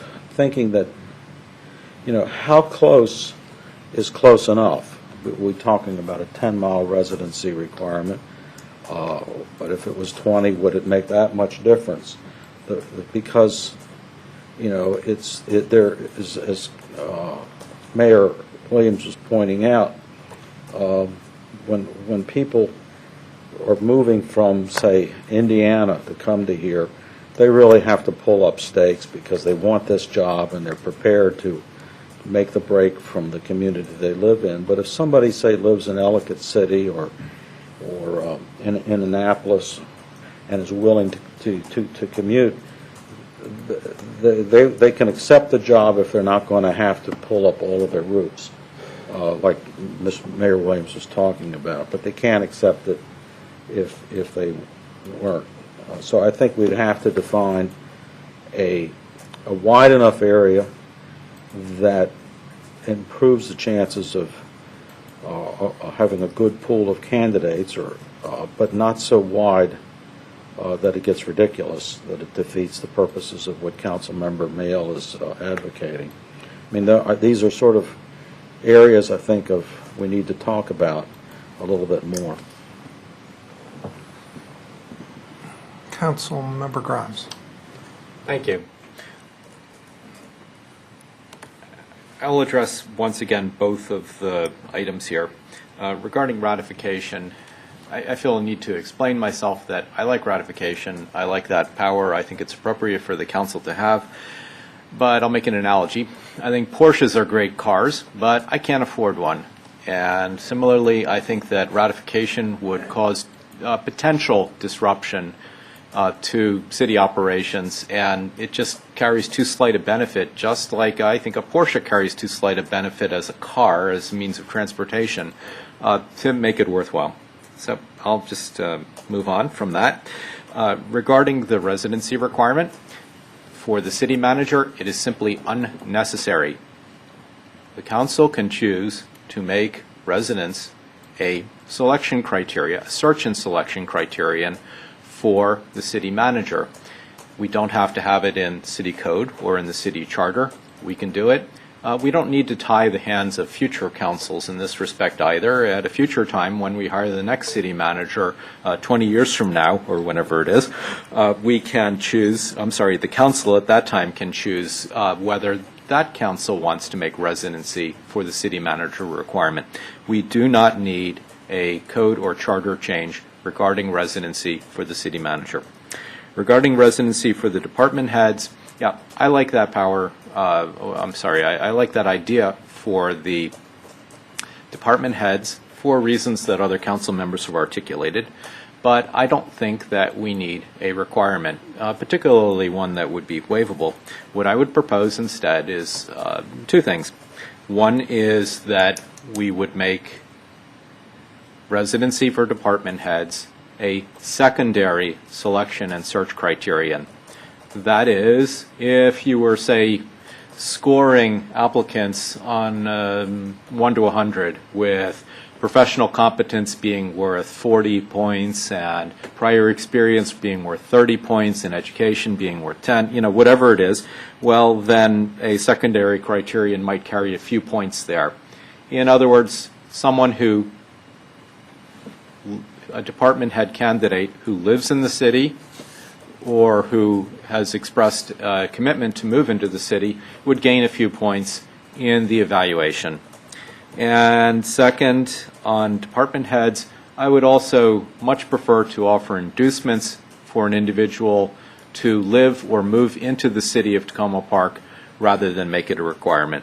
So I'm offering an alternative suggestion on residency, that we do nothing regarding the city manager because we don't need to do anything in order to have residency. And for department heads, that we make residency a secondary selection criterion. And I wouldn't attach a particular number of points there. I would actually leave that to the discretion of the city manager who is making that hire, and that we find a mechanism which we have not identified yet for offering inducements for residency in the city. Thank you. Councilmember Daniels-Cohen. Thank you, Mayor. I appreciate everyone's comments, and yours certainly are compelling.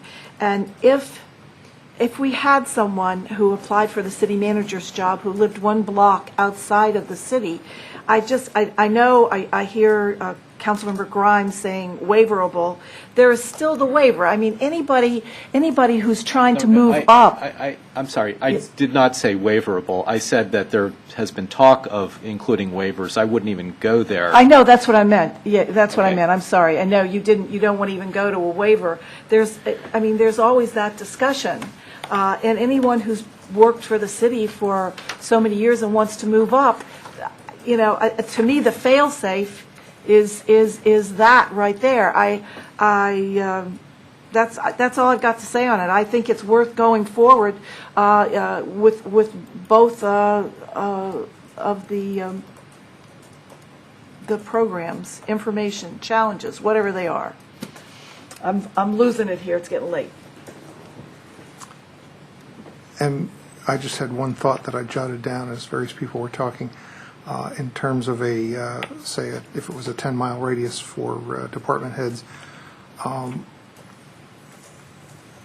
I won't claim that these examples are absolutely within the 10 miles or not within the 10 miles, but I believe it's the case that you could have somebody who, let's say, lives in Southwest Washington, who would be within 10 miles, but somebody who lives in Gaithersburg who isn't within the 10 miles, or potentially even Rockville, who isn't within the 10 miles. And if we're trying to go for kind of an understanding of the community, are those examples of places where if you live within the 10 miles, yes, you understand the community better, and if you don't live within it, you don't understand it. And it just, You're right. Maybe we should make it 5 miles. So I'm just trying to figure out if the desired outcomes are met by what we're trying to do.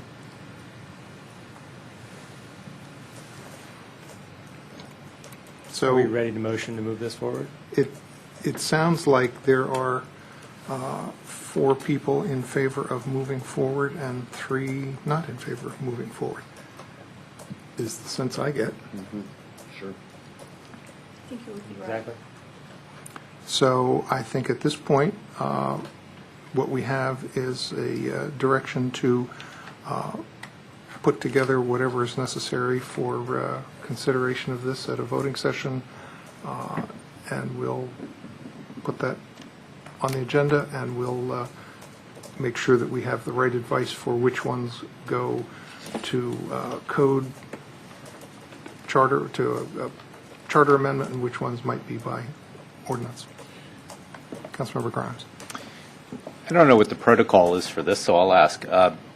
I would like to consider, I'm not committing that I will do this, I'd like to consider creating an alternative proposal on the residency and bringing that forward so that it can be compared. Perhaps it wouldn't exactly be held side by side with the proposal that's on the table now. What is the protocol for doing that kind of thing? I would suggest that probably the best way to do that is to work with some of the council members who have the majority position at this point and see if you can broker a deal before it comes back to the council, and then we make that as an amendment. All right. I'm not interested in brokering a deal. I'm interested in putting forward an alternative that people should consider on its own merits in comparison with the proposal that's on the table now.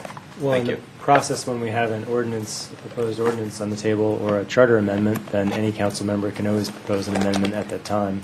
And if the amendment is put together in writing and prepared for council review beforehand, then so much the better. But noting that we do not yet have a moved motion resolution ordinance here yet.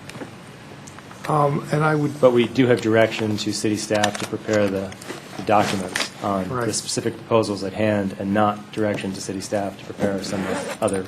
All right. I think Councilmember Seaman's suggestion is the proper one. And what I would just request is that staff ascertain whether if there's a different proposal that might come forward, if anything is a charter change requirement, that we understand how, whether a different, how it would go forward if there was an alteration to the proposal that was advertised. I think that would be helpful to know, and that might be something that would be helpful to know as soon as possible, since if that's if going forward with a charter change is going to be required, there are certain time constraints, and that process would need to start going forward for advertising, and it's a relatively long process. And we have that information in our packet right now. We know exactly what the process is. Right. So It's just that if there's going to be a significantly different right. how that would proposal, have, yeah. if that would need to be advertised or how that works. So that would be helpful. Okay. We have a final item this evening, which is getting my pen to work. Council opportunity to share information about boards, committees that we're serving on, any updates that anybody wants to provide. And I'll wipe out the lights from the last one and see Councilmember Siemens. Thank you, Mayor. I mentioned earlier when Police Chief Tracy was here that the gang Council of Governments is going to be holding a gang summit. Unfortunately, I don't have the dates with me right now, but I'm not going to be able to attend the summit, but I would encourage any of my colleagues to either attend or think of who is in your neighborhood that might want to attend and bring information back to us. I can come up with a date on that pretty quick. Okay, yeah. The iPads are now rolling here, trying to come up with a date for the gang summit. I know that the task force had some people who were very involved with the gang issue and with the city, and I don't know if any of those people might be available that we would want to ask to go. I'm sorry, the gang task force, the old. Okay, it's going to be held September 25th through the 28th at the Silver Spring Civic Building. That's close. Okay, so it's close by, but it is 4 days, so it's a commitment to do that. That's all I have. It looks like starts at 8 o'clock in the morning on a Tuesday. Goes all day Tuesday, all day Wednesday, all day Thursday, and half a day on Friday. Historically, those summits have been very informative, and it's a good opportunity to network with people who have similar concerns, and I think we have benefited from it in the past. I'm just regretful that I'm not able to attend this year. Councilmember Grimes. I mentioned two meetings that I had in August. One was with a lunch with Ramberto Rodriguez, who is the director of Montgomery County's Silver Spring Regional Services Center. I highly recommend that other council members who don't know him already send him a note, invite yourself to lunch with him or meet with him or something like that. He's a great guy with lots of ideas about community organizing and a will to be involved in Tacoma Park matters that he has already expressed in his couple of years as director of that center by doing more to list Tacoma Park events and the outreach and publicity that the center does and so on. And then secondly, I had a meeting and a campus tour of Montgomery College's Tacoma Park Silver Spring campus with the provost, Brad Stewart, and it was a very informative tour. We've all been through around in some of the buildings at the campus. The Montgomery College does want to share its facilities with the community for meetings, for performing arts events in the Art Center and so on. And in particular, Brad would be quite willing to host other council members for a tour of the campus here. I told him I'd let you all know that, and perhaps a group tour could be arranged or individual ones or something like that. You could all let me know if you're interested in that. I'd be happy to serve as a liaison there since the college is in my ward. Thank you. Councilmember Daniels-Cohen. Thank you, Mayor. I guess I'm looking at the list of what I did on my summer vacation, and I probably am the resident senior cheerleader and participant in various Tacoma Park activities, because I looked down the list, and that's mostly exactly what I did. As you're well aware, I've been to the food trucks every weekend or every Friday night, and I take my little dollars up there and spend a bunch of them buying dinner. I've worked with the Emergency Preparedness Committee and SS Carroll Neighborhood Association for the National Night Out activity. That's probably the fourth year we've done that. I've been really working with Pinecrest Neighborhood Association on their playground, and I really appreciate Suzanne Ludlow's coming to our outdoor meeting. It was really special to be able to have a meeting outdoors at the site. I've also attended and had the opportunity to speak with them at their barbecue this past Saturday. I've worked with the Public Works Department and the residents of Ward 3 about their ADA sidewalk concerns, their, let's say, many ADA sidewalk concerns. I've also worked with the arborist on solving a serious electrical outage problem, and I'm going to say thank you to Todd Bolton for getting a hold of Pepco, and to Mayor Williams for using some of his political clout to get a hold of Pepco to hopefully have stopped the outages on the whole north side of the junction. All those little businesses, it was killing them.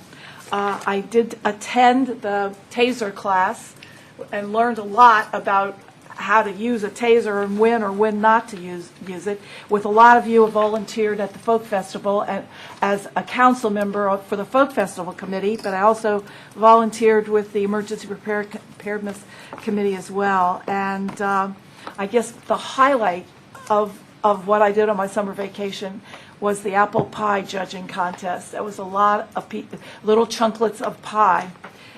And what I'm most proud of is I was named to the Maryland Municipal League's Convention Planning Committee, and I have my first meeting this Saturday in Annapolis for hours, many hours. So that's what I did on my summer vacation. There's probably a whole bunch more, but that's enough. I got a couple things I just wanted to mention. Like Councilmember Grimes, I also met with Provost Brad Stewart at Montgomery College, and we meet on occasion, and he was briefing me on their construction plans, which mainly deal with the interiors of buildings, and providing a schedule for what their funding needs are and their time frame going forward in terms of more major construction. And that's basically a couple of years off. I'm on the Council of Governments Executive Director Search Committee. We've been meeting, we'll be interviewing candidates, hoping to come up with a new executive director at COG before the end of the year, so that an easy transition takes place at the end of the year, beginning of next year. The current COG Executive Director, Dave Robertson, was here at our meeting 2 weeks ago talking about Region Forward. I wanted to let you know that the board adopted the Region Forward at the board meeting last week. I also serve on the Emergency Preparedness Council at COG, and the talk at last week's meeting was about what's going to happen if there's sequestration and other forms of pulling back money at the federal level, and how that will affect the Urban Area Security Initiative funding. The Washington area has probably averaged about $75 million a year in that particular funding, and if that all goes away, where's the funding for the some of the projects and some of the equipment that are really crucial in making sure that this area is prepared? I'm going to be going to Shepherdstown, West Virginia in a week or so for a local government advisory committee meeting on the Chesapeake Bay, and meeting with various people up there over 2 days. And I'm chair again this year of the MML Legislative Committee. We've had our meetings. We've come up with the proposed priorities. One of the ones that was proposed as a priority but isn't a priority, but we're going to be dealing with is tax duplication statewide, and next thing I need to do is name a task force of the committee to pursue tax duplication as a statewide issue and how we can address it with the state legislature, potentially anything that we need to work out with MACO and the counties, and how we can do this so that it's not just requesting another state task force that they had and they let lapse. So how to best address this so that aside from legislative priorities of MML, one of the things will be working on tax duplication as a statewide issue. And a reminder that the MML Legislative Conference is October 4th to 6th coming up, and I think a number of us are going. That's correct. And the meeting is this Thursday night, isn't it? The MML Montgomery chapter is Thursday night in Rockville. In Rockville at the mansion? Glenview Mansion, and there is some meal provided beforehand. The chapter has changed to a model of the host provides the food, whatever the host wants to provide, and it's going to be dinner on Thursday night. And anybody who needs to carpool to any of those, we can always arrange that. Good. Anything else? We're adjourned. Love it, love it, love it.